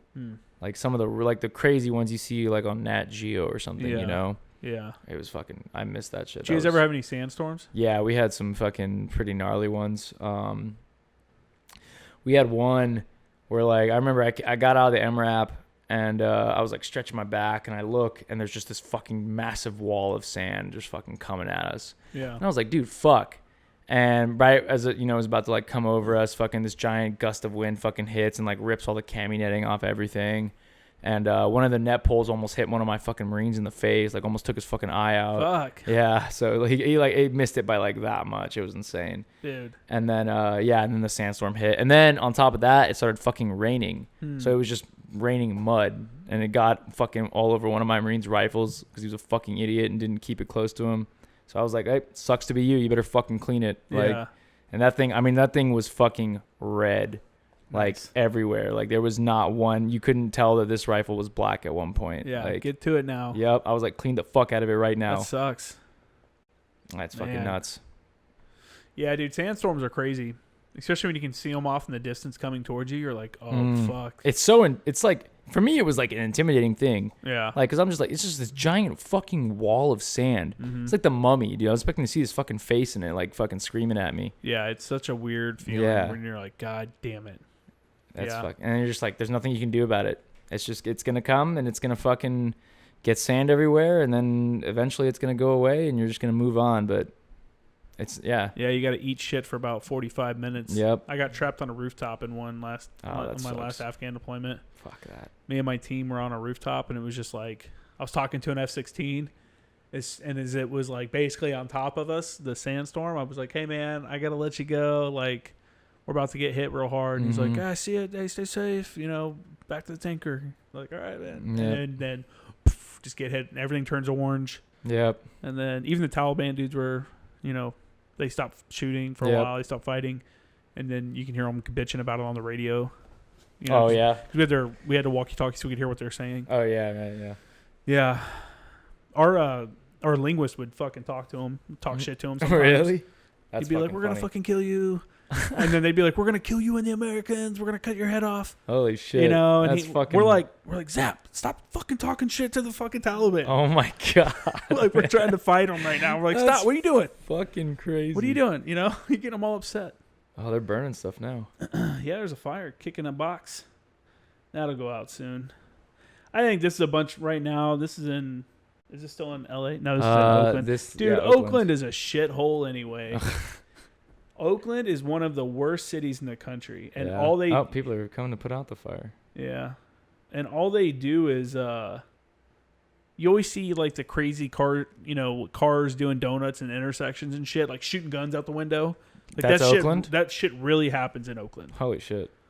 Like No, I don't think I've ever been to Oakland. Yeah, they call them takeover meets.